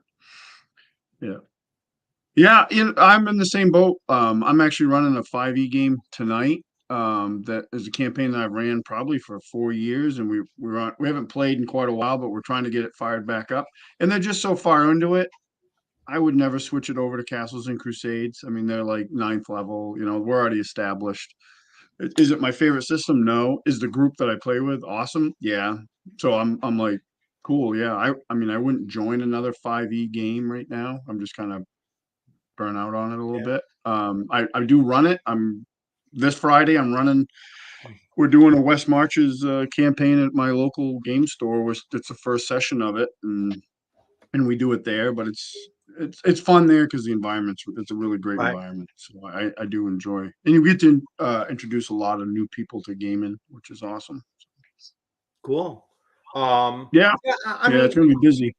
I was looking to, about 6 months ago or so, I was looking to actually try to start off a 5e, just using the essentials rule kit.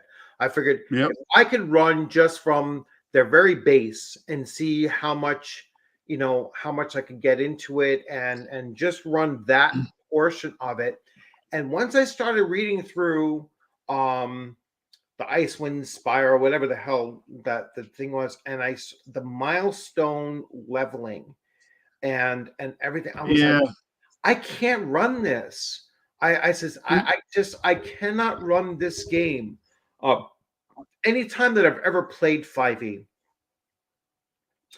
I think only one DM ran 5e the way that it's written, and every other one ran hardcore rule, which was the only way to play it. I was like, Yep. if you're playing it out of the core, it's unplayable in my mind. It absolutely is not. It is not fun to play for me. It's not fun to play that way.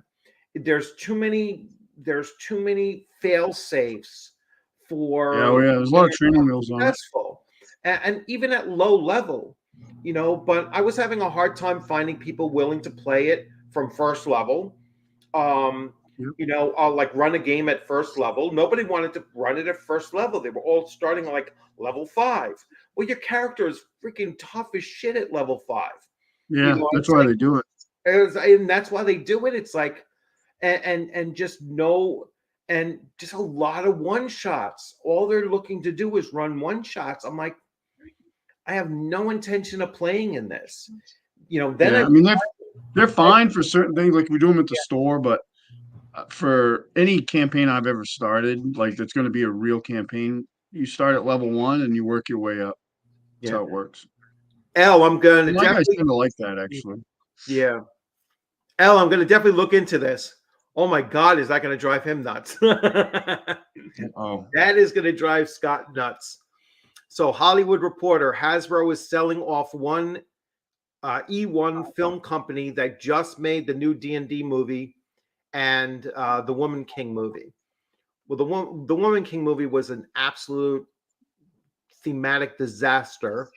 it was a fantasy version of actual history. Yeah, and just Lord. Good Lord, how off could you be? You're Right. supporting slavery. Basically, Yeah. it's a movie. You have a group that actually like were slavers that they made into the good guys. Yeah, they were, and the fights that the women warriors actually had with the French Foreign Legion, they lost like 600 to 52, I believe it was, and only 7 French soldiers were actually killed in their interactions, but they literally wiped them out. It was like, oh well, when they were these tremendous hand-to-hand combat warriors that they were once they got into hand-to-hand with men, it freaking got decimated. It was like that's why you don't see men fighting women in professional sports. It's because it's not going to work. But anyway, oh my gosh, I mean, Scott's going to lose it when he sees that they're selling off the D&D He'll movie. come up with some cockamamie reason why it's that's how it's supposed to be. Like his sense of reality is he has no sense of reality. But yeah, the fact that they're selling off the movie before it's even released. Yeah, I got pushed back again too. The OG said. Yeah, it got pushed back again. Well, they have to create, but now that they're selling the movie. That means that Hasbro's going to have nothing to do with the movie. You might not see this movie release. It would be something. That would be something. I mean, I don't want to see it fail. I mean, I'd love to see it be awesome. I think it at best is going to be like a fun popcorn movie. That's it. That's all it's going to be. I looked at the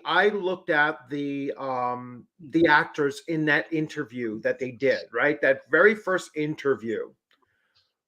Chris Pine's looking at this like it's a one and done. All right. He said it was a good game to play if you were drunk. It was like, this is a one and done. He is not going to make a franchise run in this thing. He's doing one movie. That's it. Hugh Grant literally looked embarrassed that he did this movie. I think he's going to be like the Jeremy Irons of this movie.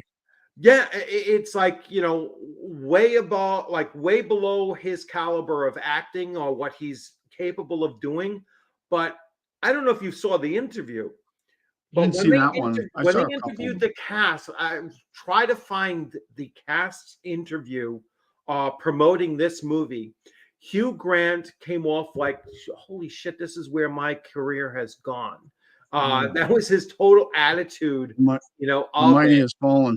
Yeah, it's like he used to be an A-lister back in the day. Like he was. Oh yeah, for romantic comedies. Yep. which is Yep. which may be where they go with this thing. Who the hell knows? It's going to Who be some knows? kind of a, like you said, a popcorn entertainment kind of movie. Yeah. I don't think it'll I break think it will be. 700 million. I Yeah. don't think it'll It's not break going to be the 700 million. billion-dollar franchise that Hell no. he Yeah. blathers on about. So thank you, Dented Helmet.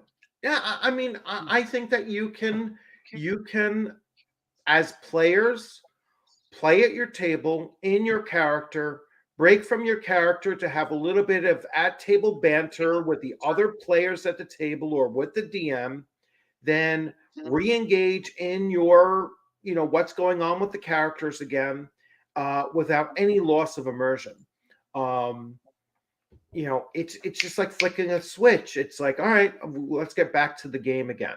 I mean, anytime we break for, bathroom breaks, it's like you come back and you go right back into it again. Yep.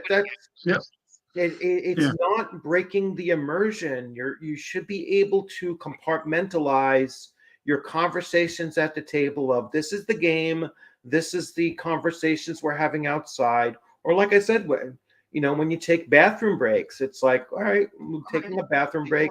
We'll come back in 5 minutes, and you pick up right where you left off.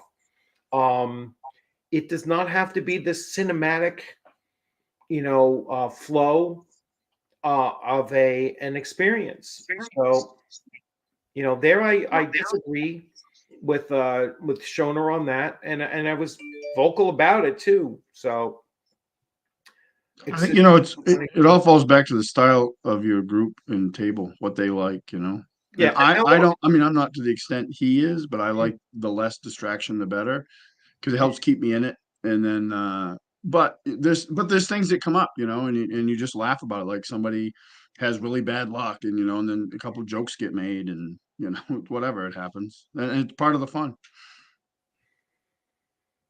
Part of it is the big part of it is getting around the table with your friends, Yeah. Let me those try to around. get caught up on this. So I see one of your comments here. So you played Yeah.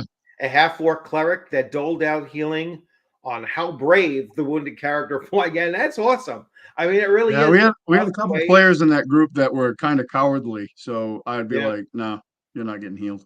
You should have been braver." That must have went over well, Yeah. But again, this Yeah. is what we're talking about. Like, what I'm trying to talk about is from the player's perspective. This is what only players can bring to the table. And this is why DMs shouldn't look to have such a like a whole plot line laid out in front of them for your table, because those kinds of things will not develop. I mean, did your half orc cleric start out with that, or did that develop over time? That developed. I didn't play him super long. That those games didn't last super long, but they developed because of the actions of the other players. Now, I, as a player, was kind of annoyed that these guys would run away and just be cowardly in combat. And I was like, okay, well, this is how my character is going to react to that. And he's like this war god cleric, and he's like, yeah, if you didn't fight bravely, you don't get healing. If you fought bravely, he will heal you. Yeah. Yeah. And I didn't come up with that idea right at the beginning. It's getting, because like I said, that kind of thing usually doesn't develop until you've been playing the character for a little bit of time, at least. That's not happening in a single session. You're not going to get that sense in a single session. It's going to take a little bit, right?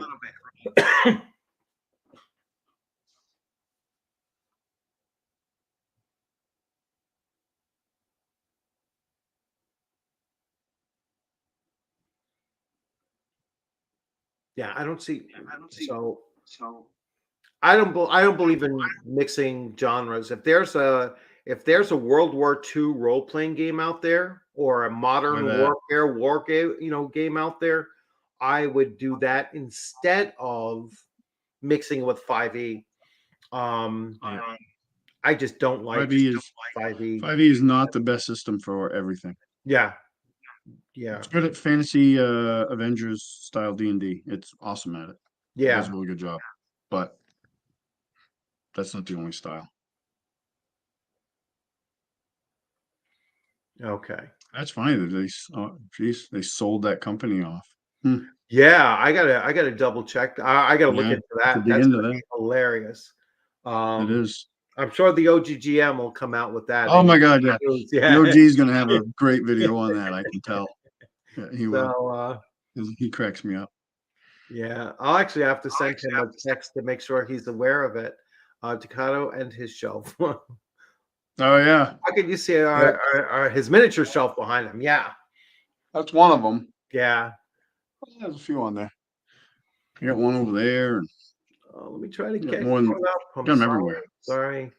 I know Al pointed out to me, it was like, it takes you a half hour to get to the comments.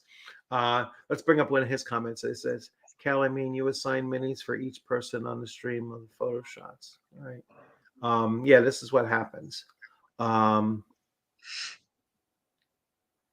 Yes, I mean, I like his channel for just like the weird things, but once in a while, like if he does like a purely, he thinks I respond to every video. And I certainly don't. And when he does his purely political videos, I don't react to them or respond to them at all. I feel bad that no one is allowed to write and direct a proper fantasy movie based on a different D&D settings, because people can. Yeah, I mean, Yeah, they had great stuff to work with, and they just went off and did their own friggin' thing. no one takes Dungeons and Dragons as a serious fantasy movie. You know, like topic to use or franchise to use. It's like you could do D&D like they did with Lord of the Rings, right? And it was, Yeah, you know, it was that's what I was dramatic. hoping for. It was dramatic, and it was, when Boromir gets killed, I don't think anybody is That's sitting there to like, and the way that's that the it best scene in occurred cinema. and everything. Yeah, I mean, I just love those that scene. epic scenes that take place, and why they have to insert comedy relief into Dungeons and Dragons and try to, try to tailor it to a kids movie instead of making it a young adults movie is beyond me. And even as kids, I mean, holy crap!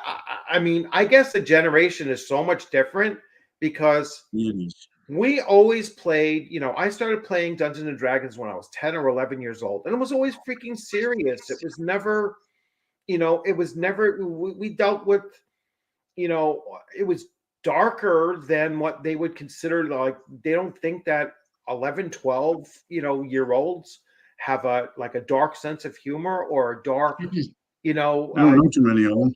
you know I mean, maybe today they don't, or I don't even think, Yeah, I don't know, it must just be a generational thing. I mean, it must have been, a kid in the 70s, you just had a bleaker outlook at I shit. was like, I have no idea. I mean, Uh, we grew up in slasher movies and yeah, all sorts of yeah. stuff. I mean, it was like nothing to go to a rated R movie when we were kids. Yeah, Our you want to see Jaws? parents didn't give a You know, shit. It was like they didn't care. oh, It was like you go out, as long as you got back by 9:30, 10 o'clock at night.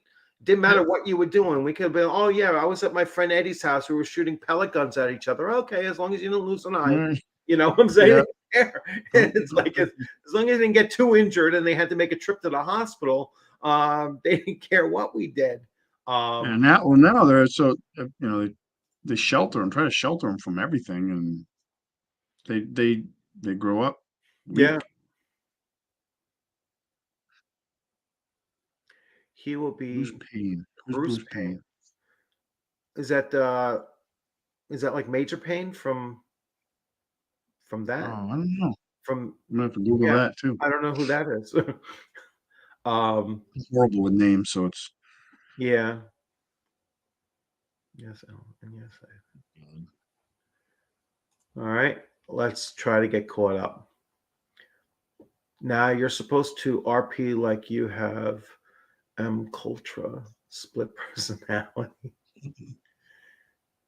See, some of my followers and listeners and subscribers and everything, they come from so many different places, like all around the world and stuff like that. That we just come across references that are, not always, we can't always connect to, but I like it. It's cool too. Yeah, it's cool. Yeah. It's very cool. Cinematics as exception, like the Conan mechanics. Yes. So Conan 2D20 RPG is really built on a cinematic structure, and I argue that it's really meant for one GM and one player. And if you ran it like that, it really does shine, because Conan was a solo adventurer for the Pretty much, yeah. majority of his story. Enjoy his time. I mean, once in a while he would have a thief helping him, or Valeria, or or Belid, or something, like some side character. Yeah. But 90% of the stories, it was Conan, and that game system works really, really well for playing just one-on-one. I've never And played it. yeah, so that's a phenomenal role-playing experience. When you I want them to do a Fallout. They do Fallout. I want them to do Elder Scrolls. Yes. And need to do that. I anticipated that they were going to do that a while ago. I thought that's what they were going to announce when they did that announcement day, the same day that Hasbro and WotC announced one D&D. I'm sitting there because I knew that Modiphius was making a major announcement then, and I sat through their video. I don't know if you remember watch that video, their announcement video. I literally sat there through the hour-long thing where you're watching the back wall image and it just starts crumbling, and you're waiting to see what comes through the wall. And I really thought it was going to be like Elder Scrolls known things coming through the wall, and it was like Roman Empire Cthulhu. I was like, whoa, no one on the planet asked for this. It was like, no, we didn't need Pax Cthulhu, to come out. It was like such a letdown. Like, oh my God, if you came out and said you were making Fallout the RPG, that would have stolen all of Wizards of the Coast thunder, and you'd have the most anticipated fantasy role-playing game of 2022. Big sell. And it would have been a real game changer. And I think it still can be. And it's amazing to me that they haven't secured that aspect of the license, because they already license games from Bethesda. All right. And they've done it for almost all their other licenses. Like they do it for Conan. They have a miniatures version. They have a RPG. They do it for Fallout. They have the miniatures game. They have the RPG. And it's just like, and they're making some killer miniatures for their Elder Scrolls game. I've painted a few of them. Have a few. They're really awesome. They need to do a role-playing game. What was that? I saw my name. Oh, I wouldn't go so far as that. Damodar from the D&D movie. That's Bruce Payne. That was the dude with the blue eyeliner. He's a great actor. Oh, I know that guy. Wasn't he in the Mummy movies too? Didn't he play the Mummy? I believe so. Yeah, he was I think no, different guy. Different guy. Different actor. Look very similar, but no, different actor. Bad with names. OG can't know about this yet. OG probably is awake or crack of dawn. He'll probably know. I'm gonna have to send him a thing and see if he's heard about it. Since I was a kid, they have been wanting D&D to be mainstream so bad. Each time it fails. Yeah, I mean, there's only a couple of movies that they call like D&D, I guess adjacent. There's that one with that female elf bounty hunter. and she's going after these orcs, and it was like Curse of the Dragon Lord or something like that. That's a pretty dark and cool movie too. But yeah, I mean, they still make them like they're the 80s sword and sorcery movies, which Like were the always. Mythica. Have you seen the Mythica series? Yeah, I saw the Mythica series, and it was kind There's of. like 5 of them. They're Yeah, kickstarting for another one. yeah, it was kind of boring. All right. Yeah, I watched the first couple, I think. Yeah, it was kind of boring. I thought it was boring. And then I watched Cursed, which was like Those that are was the one Netflix, right? like the Fae, kind of Yeah. thing. And that was I okay started that. I too. haven't finished. That was okay too. Like I watched a lot of those. Those are all European Yeah. series though, so they have a different tone to them, much like Dragon Warrior has a different tone to it than Yeah. from Dungeons and Dragons, even though it's essentially a retro clone of old D&D. It has a different tone to it. So yeah, when you're dealing with European um role-playing games, that's that difference that they come. That's why Modifius has the tone that it has. Or who's the other one that works with them all the time? It just slipped my mind. The one that made Lord of the Rings, the One Ring. Free League. Free League, thank you. Yeah. Free League, I think, is Germany, and Modifius is obviously UK. Free League And makes some great stuff. yeah, they both do, and Mhm. they both unite sometimes to, not in design, but I think they use each other for distribution. Oh yeah. From time to time. So I backed yeah, that latest Kickstarter. They did that Dragon Reach or whatever it was. Just looked. I have a couple of their games. I yeah. haven't got a chance to play them, but man, what a beautiful I backed product. Blade Runner. I should be getting. I think they just started shipping Blade Runner, so I should be getting that soon. Oh, nice. Yeah, and I just got. Actually, I'm going to do a video later on today. I just picked up. Traveler, so I wanted to kind of see what. I wanted to see what Shauna was actually talking about, and get an idea of, plus I'll never find anybody to play Traveler First Edition, and I just got the collector's editions of Hyperborea. So these finally nice. Yeah, so these finally came Nice. in. So, oh my gosh, this is going to take me forever to tear through, but this is virtually all, that old crusty black and white artwork. Oh, look at that scrub art. Yeah, scrub art, but there's some full color in there too. But I love that old some of the black, like if you go into like the Free League stuff, their black and white art, oh that yeah, print, it's I think it's pencil incredible, art right? is freaking incredible. It's awesome. It is awesome. Like wait, I think I think 5e has the worst art of any edition of the game. Yes. All right. Let me I mean, get there's some good pieces here and there, but overall, it's horrible. And if you watch the that there's a thing they did about the art of D&D. It's a show, like a documentary. If you watch that, at the end, they talk to 5e artists who nobody knows, and they talk about what like Wizards of the Coast wanted them to do when they did the art, and it fully explains why the art sucks so bad in 5e. Like it's horrible.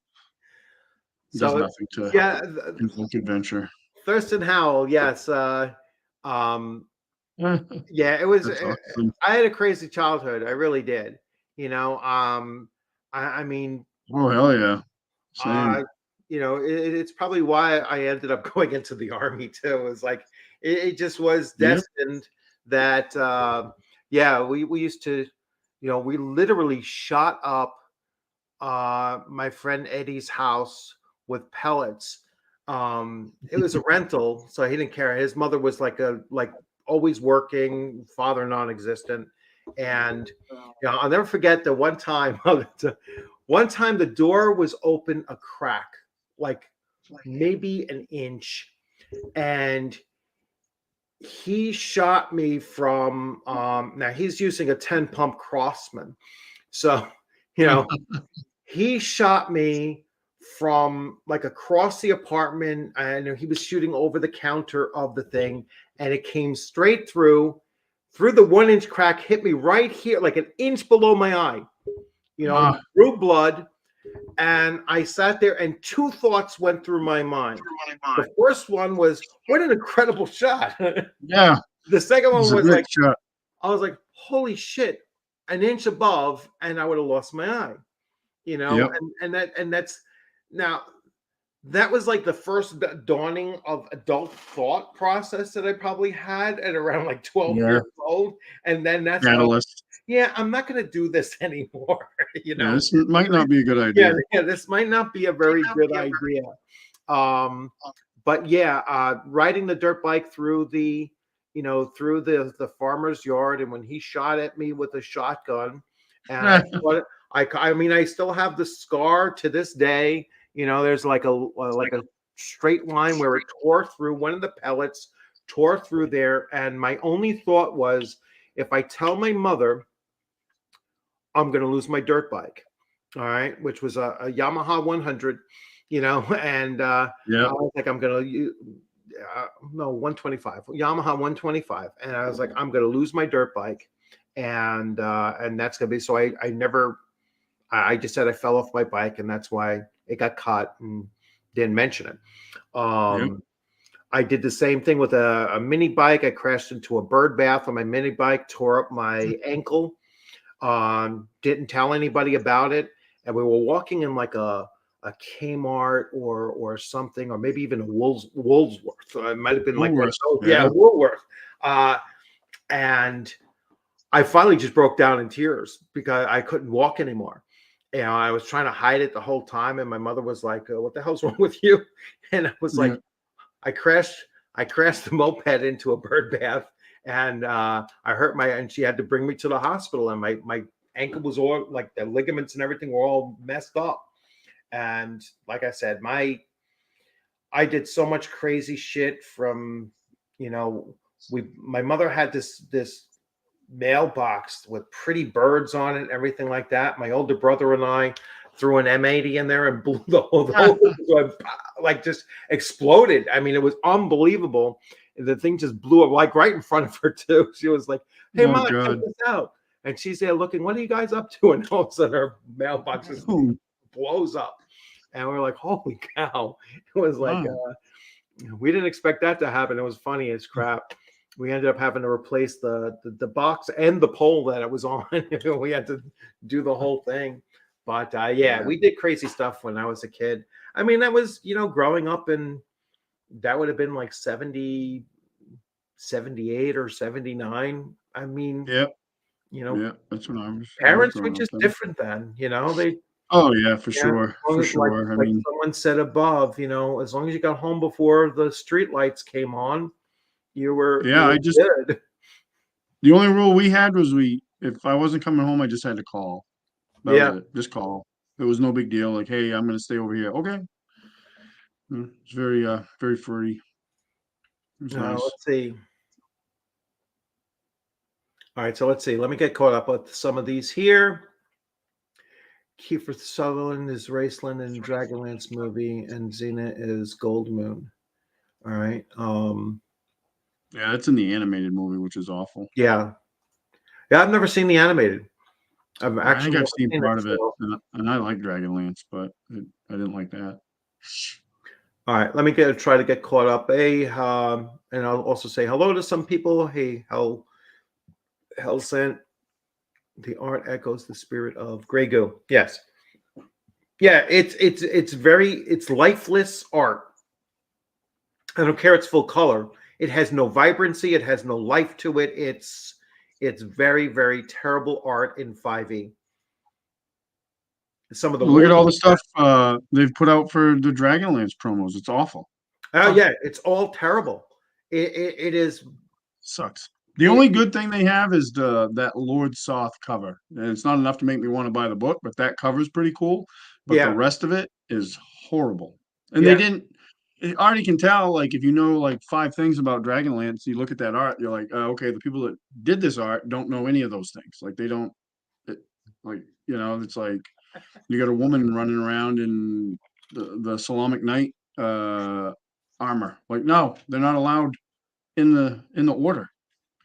Matter of fact, I just read the latest Dragonlance book by Weiss and Hickman, and the main character is a female, and she talks about that how they're not allowed in the order still, in yeah.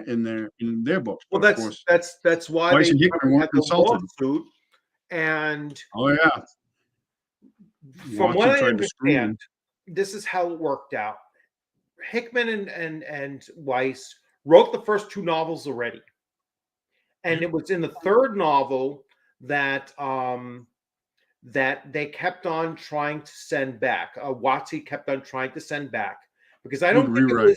it was decided um, while they wrote the first novel or the second novel. It wasn't decided that there was going to be a supplement in 5e for Dragonlance until they were already beyond the second novel written.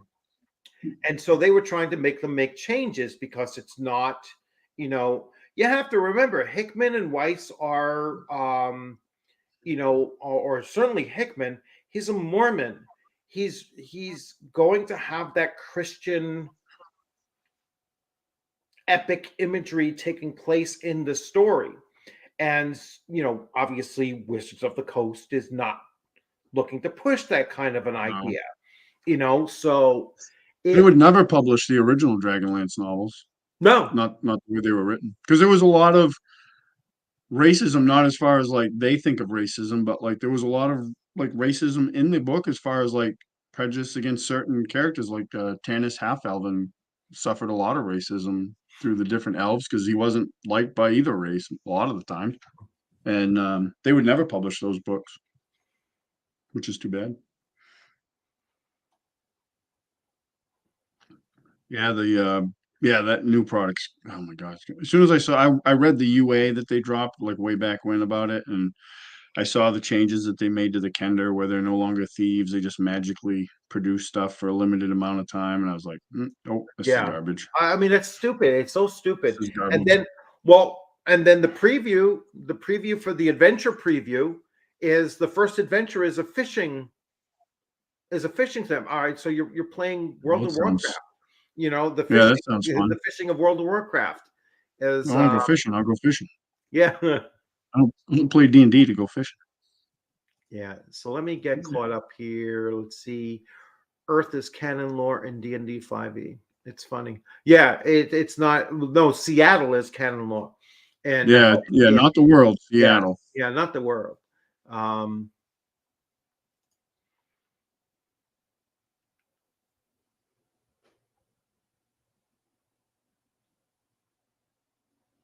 Yeah, well, what happened with the books is for the new books, they hired a sensitivity consultant, which is yeah, somebody, in my opinion, just gets paid to be offended by everything.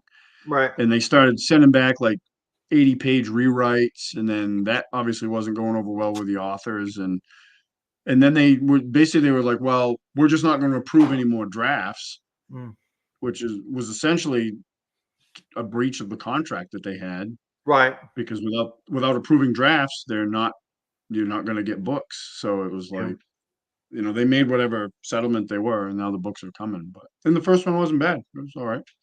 It's pretty good. Yeah, I have like 5 credits for audio, so I'm gonna probably pick up that one in audio. Oh yeah, I love audio. Yeah, I Makes me still commute, ever. an hour and 20 minutes each way, when I work. So Yep. audiobooks are the Yeah, best. when I was working, I drove for 10 hours a day. So Yeah. most of the time, unless I was handling a complaint. So I used to listen to a lot more audiobooks than I do now, but that's my primary means of reading now is audio. I'll do it while I'm painting or driving to the gym or whatever. But yeah, it's great. Especially if the narrator is really Yeah. good. Really. So, King, I've been hearing a lot more positive things about Pathfinder 2 in the last couple of weeks. When it first came out, I think people were pissed off that they charged for the playtest, didn't give you any credit for buying the completed copy, and then when the completed copy came out, it was essentially 95% of what the playtest was. You know what I'm saying? So they ended up paying twice as much for it. I think that tainted people's impressions of it, and it tanked. Now I'm hearing more and more people are talking about it in a better light, because 5e's direction since Tasha's has been going down the shitter. All right. And even, yeah, I think it started with Tasha's and certainly has gone through. Their last 7 releases have been garbage. With maybe only the one exception that I've heard anything positive about was Fizzband's, that book book was just, I have that. Well, I had it, I gave it to my son, but Yeah. it was just kind of meh. Like there wasn't anything like, oh, this sucks, but it wasn't anything that was like, oh wow, that's awesome. Like it added gem dragons, which is kind of cool, but I actually think like in Matt Colville's first book, he had gem dragons, and I think he did a better job with Yeah. them than Watsy did. Yeah. But that's the only the one other I've thing actually too heard is- anything positive about. Yeah, no, it doesn't get any complaints really. It just wasn't super exciting, but it wasn't like god awful like what they're doing now. Yeah. I think the other thing that hurt 2.0 Pathfinder, I have never played it. I played first edition Pathfinder. Is that when it came out, everybody was really into like the idea of like streamlined games, because D&D was a bit more streamlined and then like previous editions, like 4E and stuff. But 2.0 is not like it's too crunchy for my brain. Like I could never run it.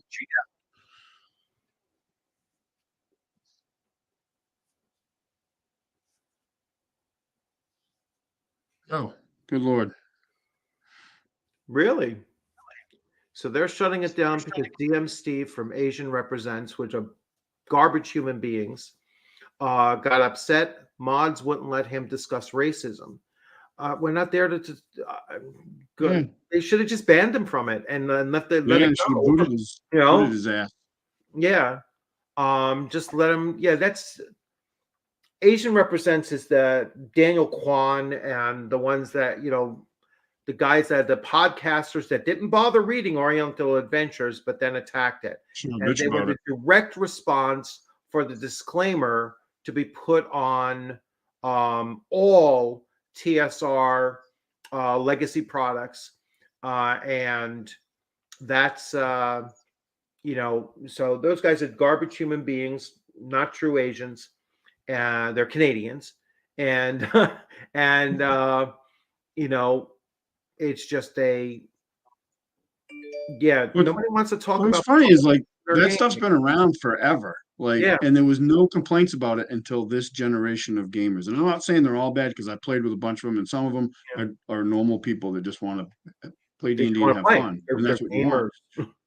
Yeah. But you have this group like that. Oriental Adventures has been around forever. Like I have it. I didn't care for it because it's not my style of D&D. It's not what I think of when I think of D&D. But it just, it's the people that are like, Tolkien was racist because of the orcs. No, you're a racist because you think orcs are black people. Like, Tolkien, it's so stupid. Yeah.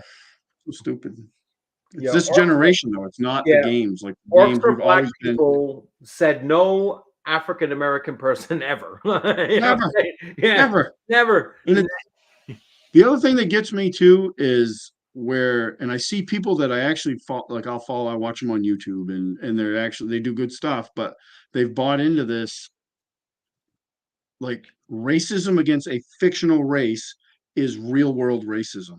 And you're like, no, it isn't. It's fantasy, you knucklehead. Because they're just trying to get the clicks and stuff like that. Yeah, they pander that idiotic logic. The same people. The guy's done good work. I don't want to disparage him because I do like some of his stuff, but he's like talking about how, you were talking about the box sets, the starter box sets, and in the latest one that they did for D&D, you have like lawful good kobolds without really any explanation why. And then it's written right into the adventure. If the players get killed, they get rescued by an NPC. Like you cannot die in that adventure.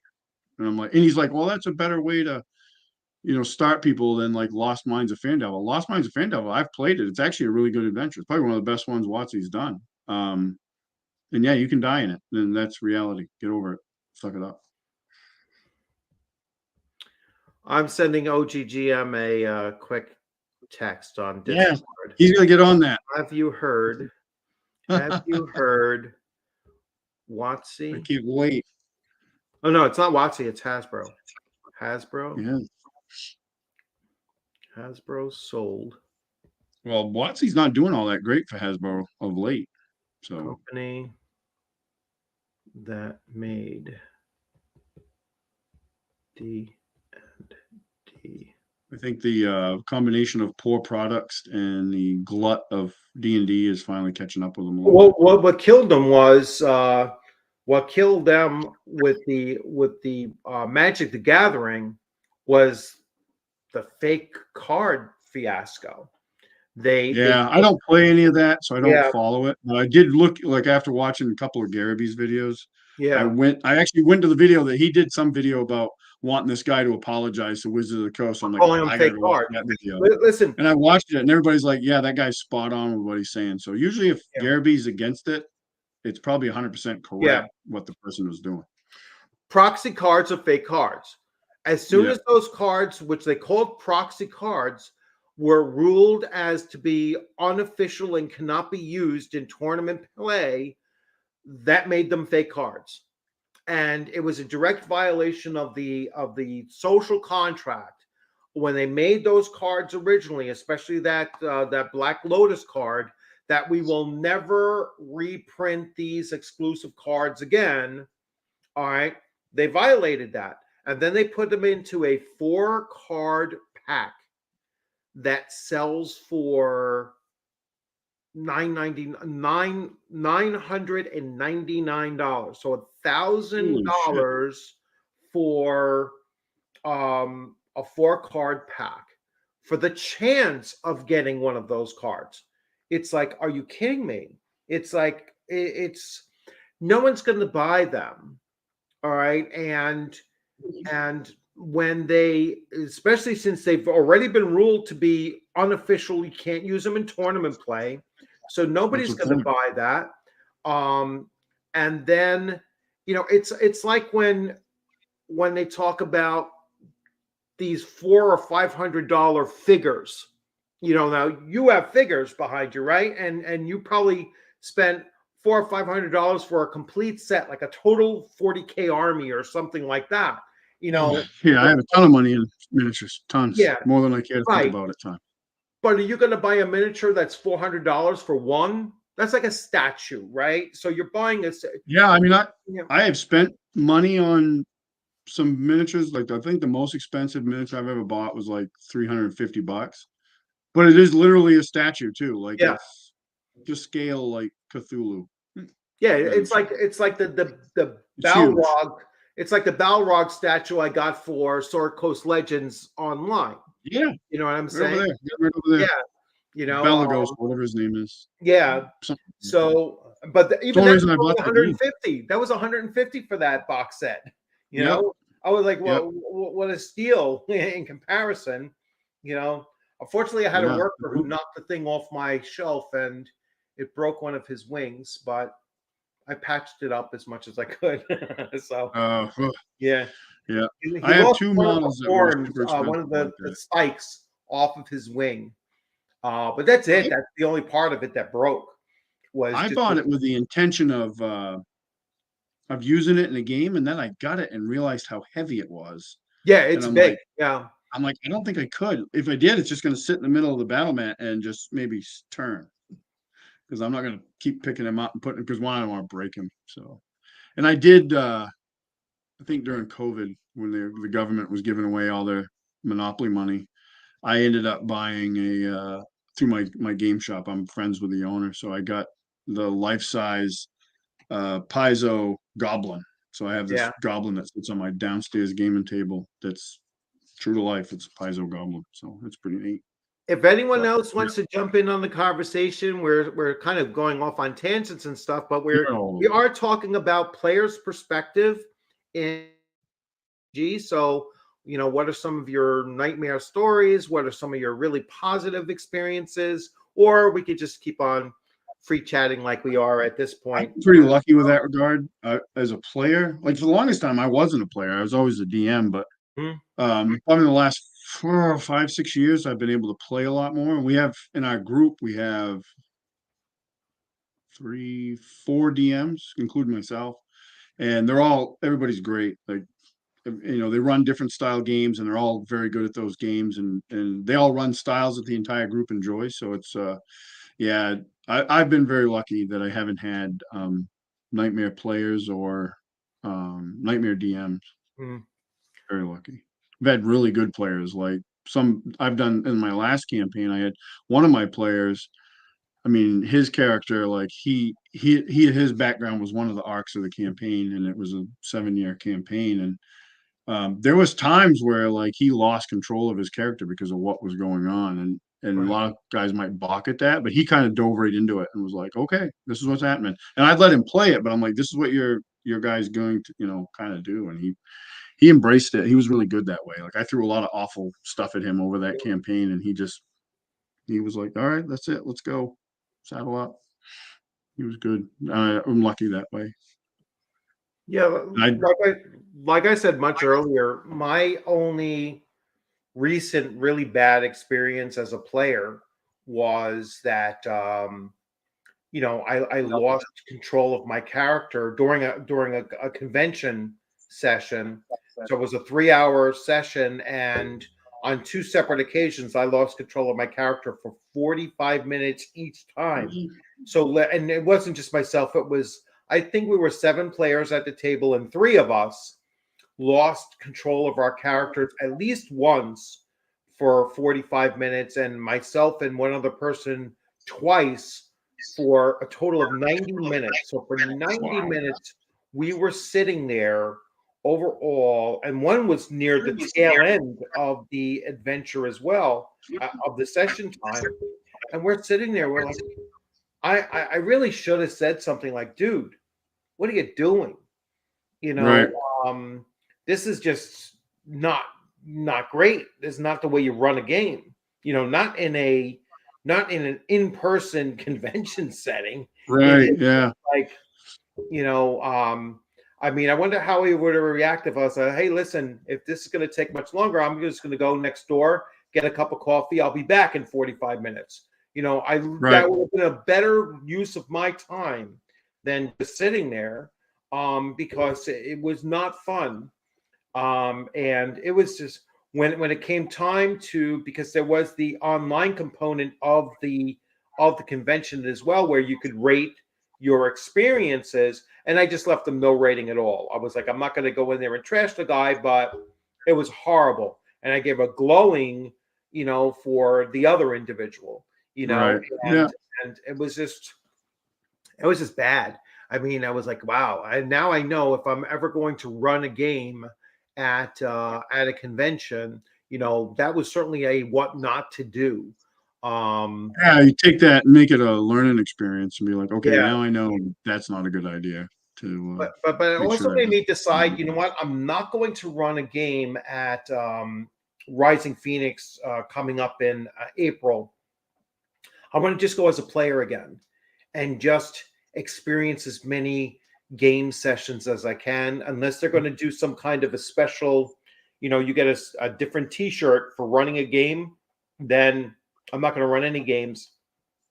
I want to go as just a player and just experience as many different game systems and as many different DMs or GMs as I can, just to get that kind of an experience out of it. So, going back to this question here. So I use a combination of Roll20 and Discord when I run my games. And Roll20, usually I just use the flat out whiteboard, and then I just have the player icons on it so I could see where they're at. and then I'll bring the other assets into the screen so that they can see this is the direction that the orcs or goblins or right now green hags or whatever are coming from, and and do it that way. I also use it where I'll drop down, like I'll find the actual map from, like when we were running like Keep on the Borderlands. I found the maps for Keep on the Borderlands, and then I just copied the image, threw it in there, and then just expanded it, shadowed the whole thing out, like put it behind the fog of war, and then just use the unhide tool so as they were moving through, I would just spread out what they could see. I never used the dynamic lighting on it because that's always wonky as shit on Roll20. Roll20's wonky anyway. Yeah, so I just use it like that. So it's almost like we used to do the mapping when we were kids. It's like having like the graph paper in front of you. You're just using the highlighter to expose different areas as they discover them. And I really like that method of doing it. And you can get away with using just the free version of Roll20 in order to do it. Once you get a certain number of assets and stuff like that on Roll20, then you could shut down the subscription and just use that, and and it works fine. So that I like using the 3D modeling, if that's what you call 3D modeling. It's really 2D, but what Decado does with his Castles and Crusades, that's 3D modeling. That's So I don't when I did run, I don't run any of my games are all in person now, which is great. I play online. We use Roll20. When I was running online games, I'm not a tech guy, so Roll20, for me to run Roll20, negative. I would do the same thing I did at home. I'd build a table out, and I had a camera, my phone, and I would do it that way. And then I would use my laptop we'd play on Zoom, and do it that way. But this is I don't know if you'll be able to see this or not. This is tonight. Yeah. You guys will be hitting an old temple church graveyard. Cool. That'll be tonight. But the new stuff that they're coming out with, I don't know. I mean, if it works, great. The big issue is, like, I see it because in our online games, the guys that use Roll20, they kind of go all in on it. But there's times where, because of just Roll20 being Roll20, even guys that really know how to run Roll20, it can still bog down the game like immensely because it just decides to do something totally different. So I'm not a fan personally, and I prefer to play. If I had my choices, we play at the table. The benefit to playing online is you get to play with folks that you wouldn't normally get to play with. Like I get to play with Bluddworth, and one of the guys in our weekly group is a good friend of mine, but he lives in Pennsylvania. So he comes up to visit. We do a weekend session once a year where we play all weekend, but he drives up from Pennsylvania to play. But we get to play with him every week because he's in our online games, which is cool. But I'm trying to the send new one. I don't know how that's going to pan out. I don't know how that'll be interesting.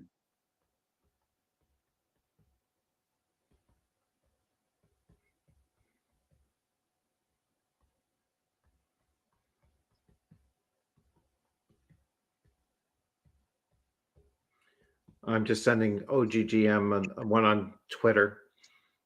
Oh, he should be up by now.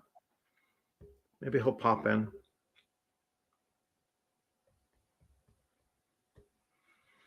Peter Ruan, give me black and white Elmore stuff any day. Oh yeah.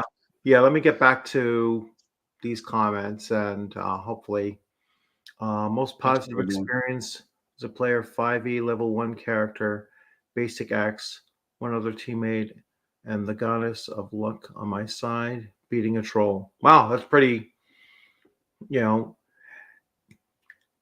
Only in 5e first level could you beat a troll. Yeah. You're not Yeah. doing Oh, that. this guy, yeah. This Peta, I'm probably pronouncing that wrong, but he talks about in one comment, Hmm. Bargo kills the lovely Alina Oh yeah, in the yeah, intro adventure. Yeah, yeah, friggin' right. That was awesome. And yeah. Bargo needs to die. That's up over here. Yeah. Bargo That was needs the to die. introduction. Yes. Yeah. That's how you got introduced to D&D. So I find games where the Yep. DM tries to Agreed. use Roll20 full on with all the dynamic Agreed.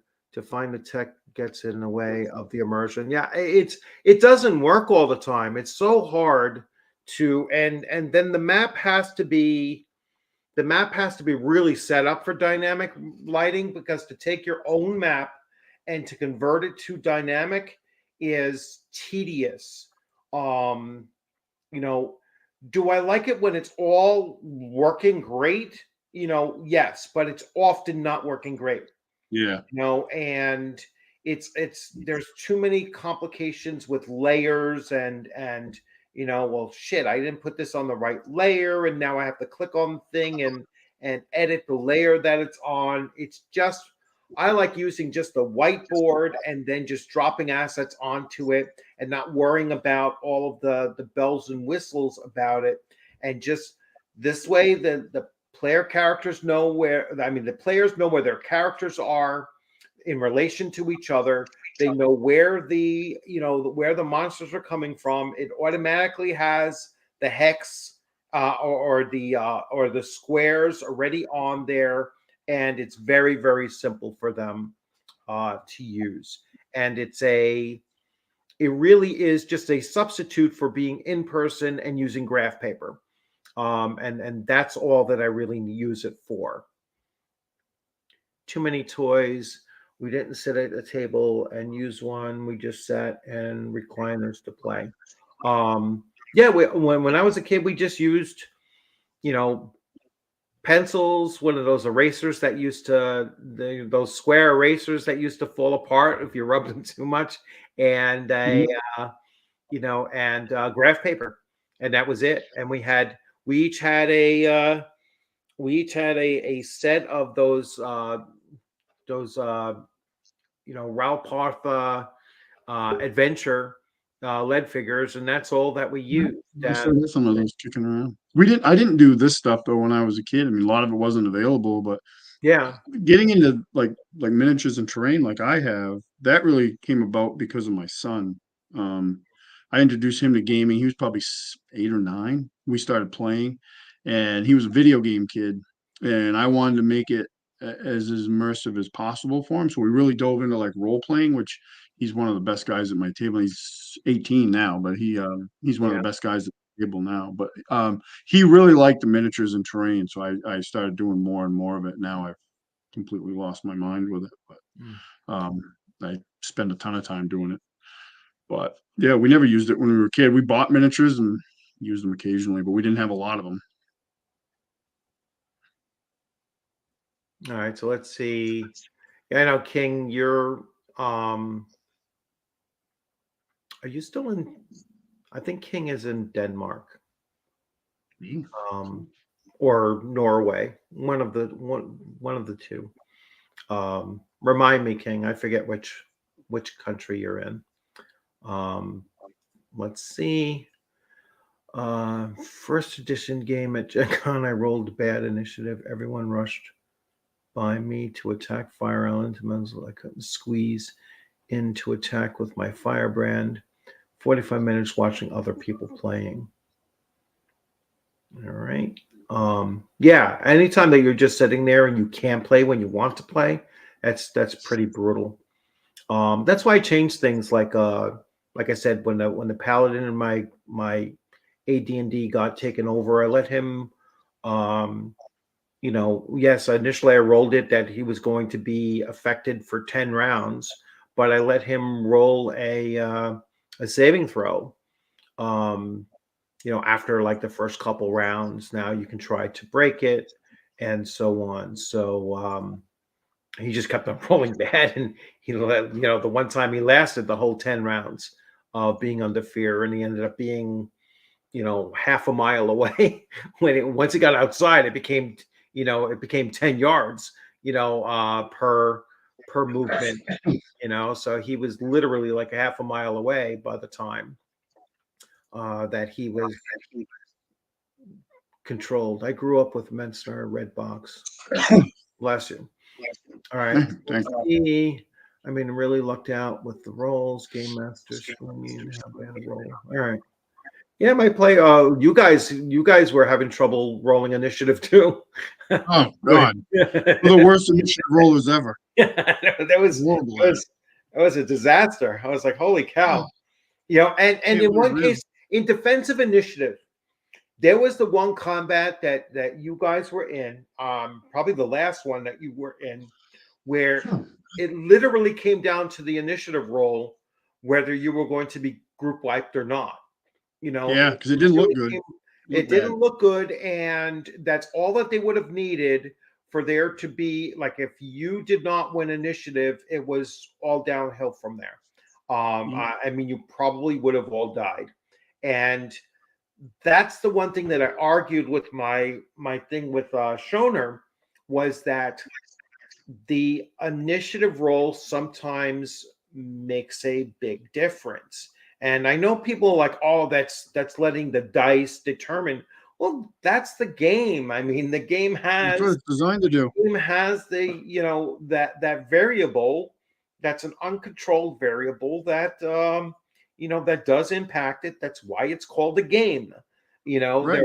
There's certain parts of chance involved. So it adds that randomness to it. Otherwise, you're just. I mean, I've not done a lot, but I did play some more narrative based games, and they're a lot of fun because you get to do a lot of just like whatever you think of. You get to kind of do, and it was neat. But like if you're playing D&D, like part of it is rolling dice. Like it's a role playing game, but it also means you get to roll dice, and that dice is what makes the game random. Otherwise, it's one person dictating everything, and why bother?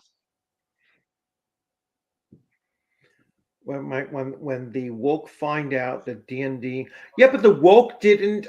The woke did not attack Woman King. No, because they made it. They were like, "Oh, this is great because women are women are powerful." Yeah. Even though you completely they were African women, and they did not attack it on the grounds. The woke didn't care. The woke actually tried to hide the fact that they had all the history wrong. So it's not the woke that they're not going to care. They will only care. The woke will only care if the D&D movie puts any male character in a position of knowing what the hell they're doing, not complete incompetence, and the women don't outshine them in every single aspect of the movie. That's the only way that the woke will downgrade the movie.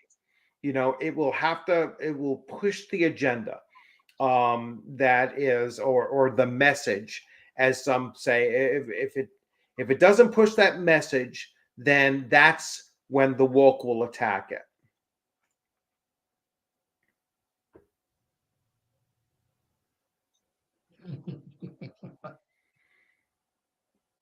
Yeah, I mean, Norway. All right, thank you, King. Yeah, I know it was one of those, Nordic countries. Yeah, Norway. 5e characters are very overpowered. Yes, they are, and it's from the action economy. It's from the action, having so many different features, even on a first level character, and they made it just even worse now with 1D&D, where it's like, oh, you can opt to have another feature at first level. Yeah.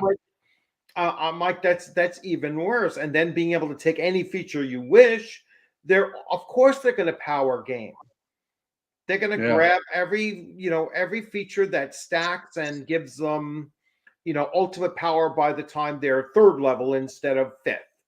And maybe that's the only way that they'll start playing. Skyrim, I don't know. Yeah, Skyrim. Awesome. Yes. I'm jealous.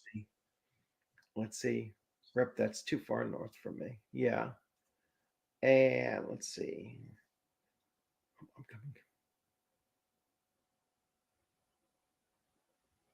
Yeah, I like it. I've done that. Yeah. I've done that.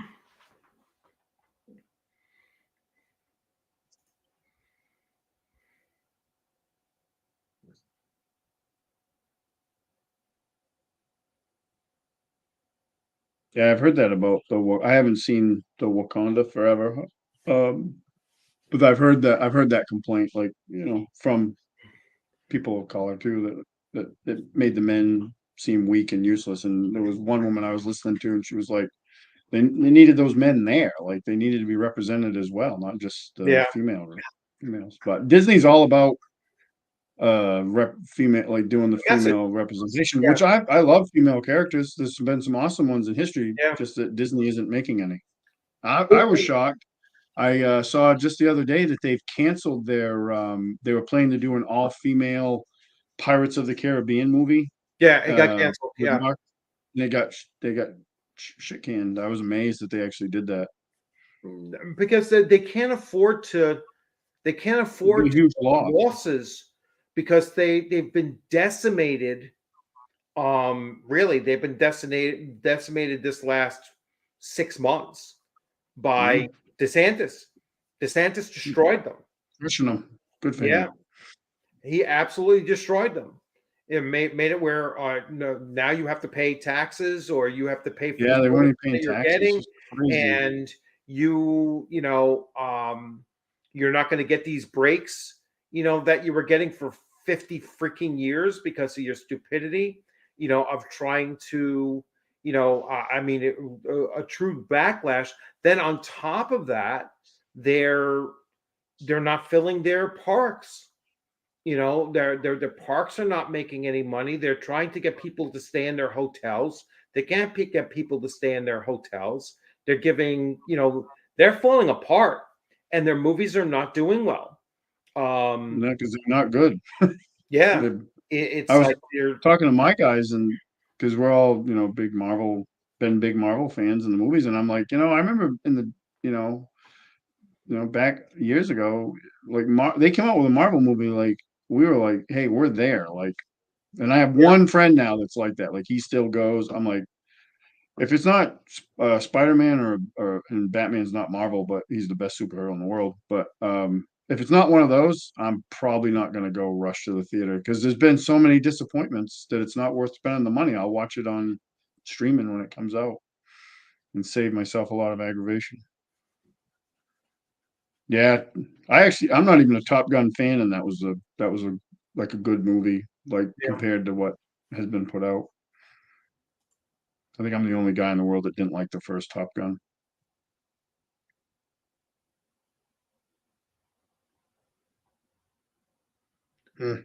Is that true? All their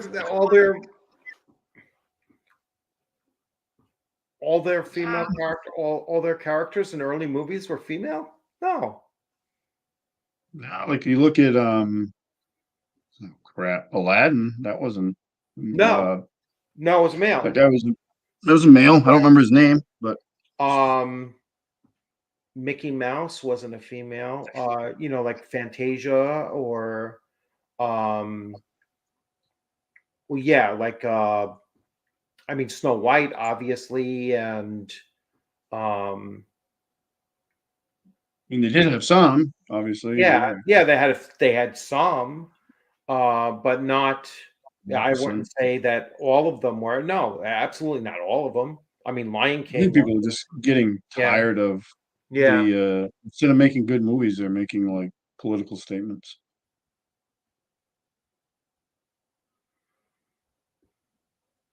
Yeah, Wakanda Forever and something else from Disney. Both aren't going to be shown in China No, because of yeah, they're very, they're anti-black, and you're not going to push the gay agenda if they do yeah. have that in that movie. I doubt they had the. I don't think that they had any kind of a gay agenda in Wakanda Forever. I doubt it. I don't think Um, so. it's not It going to was sell just in the black community, let alone in China or Japan. It's just not yeah. going to sell. You know, so but the third wave feminism isn't going to sell in those two countries either, and so that's where it's going to fall apart. Oh, yeah. Yeah, only Cinderella and Snow White, Joe, just the ones with the Little Mermaid, any of the ones that had the princess model are going to have the evil queen aspect of it, but not any of the other ones. Beauty and the Beast, the bad guy was a male. Yeah, I just think that it's only when you have a they had the Princess and the Frog one too, right? I've never seen that one, but I don't know who. Pocahontas wasn't a female antagonist in that movie either. It just doesn't play out.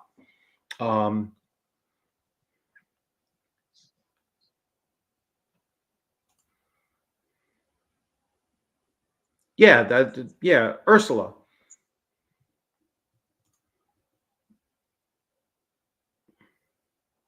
Interesting. Oh, there was movie. a gay scene in Wakanda Forever that they cut. I'm telling you, it wouldn't fly in. It wouldn't fly in the African American community in the United States.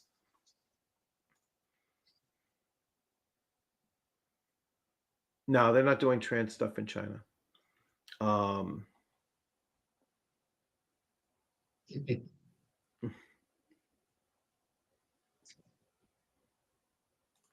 All right, so let's see.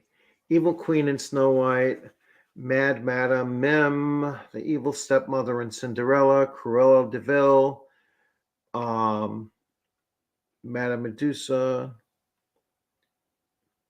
Yeah, I mean there's some, but you know how many movies there are?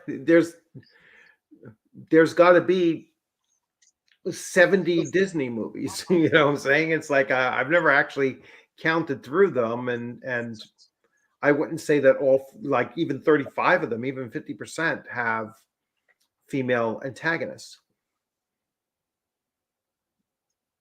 Okay. All right. So let's see, female and classic fairy tale trope. Yes, I mean, almost always like witches and that kind of thing. So yes, you're not going to, you're not going to completely erase that, but I still don't think it was a majority of their movies, as far as that's concerned. But anyway, let's get refocused, and then we're probably going to, we're coming up on 3 hours. So we're probably going to wrap this up. So just getting back to, a player focus. So the player focus in RPGs, I think, is something that both players have to bring to the table, and DMs or GMs have to encourage it amongst them. So I think players just need to, when they come to the table, just be much more bold and look to drive that, drive the story that's taking place, amongst their characters, and break a DM away. But this is something that has to be done in session 0. So players will come to the table. If I come to the table and I'm going to a session 0, I'm going to impress upon the DM, listen, I'm looking to play my character very boldly and, make these decisions and go in whatever direction in that situation I think my character would go, and how much latitude are we going to have to really drive what's taking place during the game session.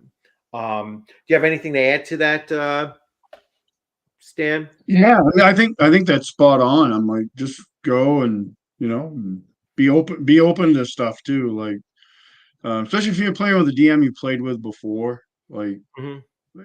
there's a lot of things like I did in my last campaign, and I think it paid off because there was trust, right? I think I see a lot of stuff like, oh, the DM's out to get me or something. I don't have that at my table. There was like, if this is happening, there you might not see it right this second, but there might be, if it's something bad, it might be something a way out of it if you have especially if you have a good DM. But Yeah. yeah, just be open and and be like, hey, this is what I want my character to do, and if it can happen, it happens. I think.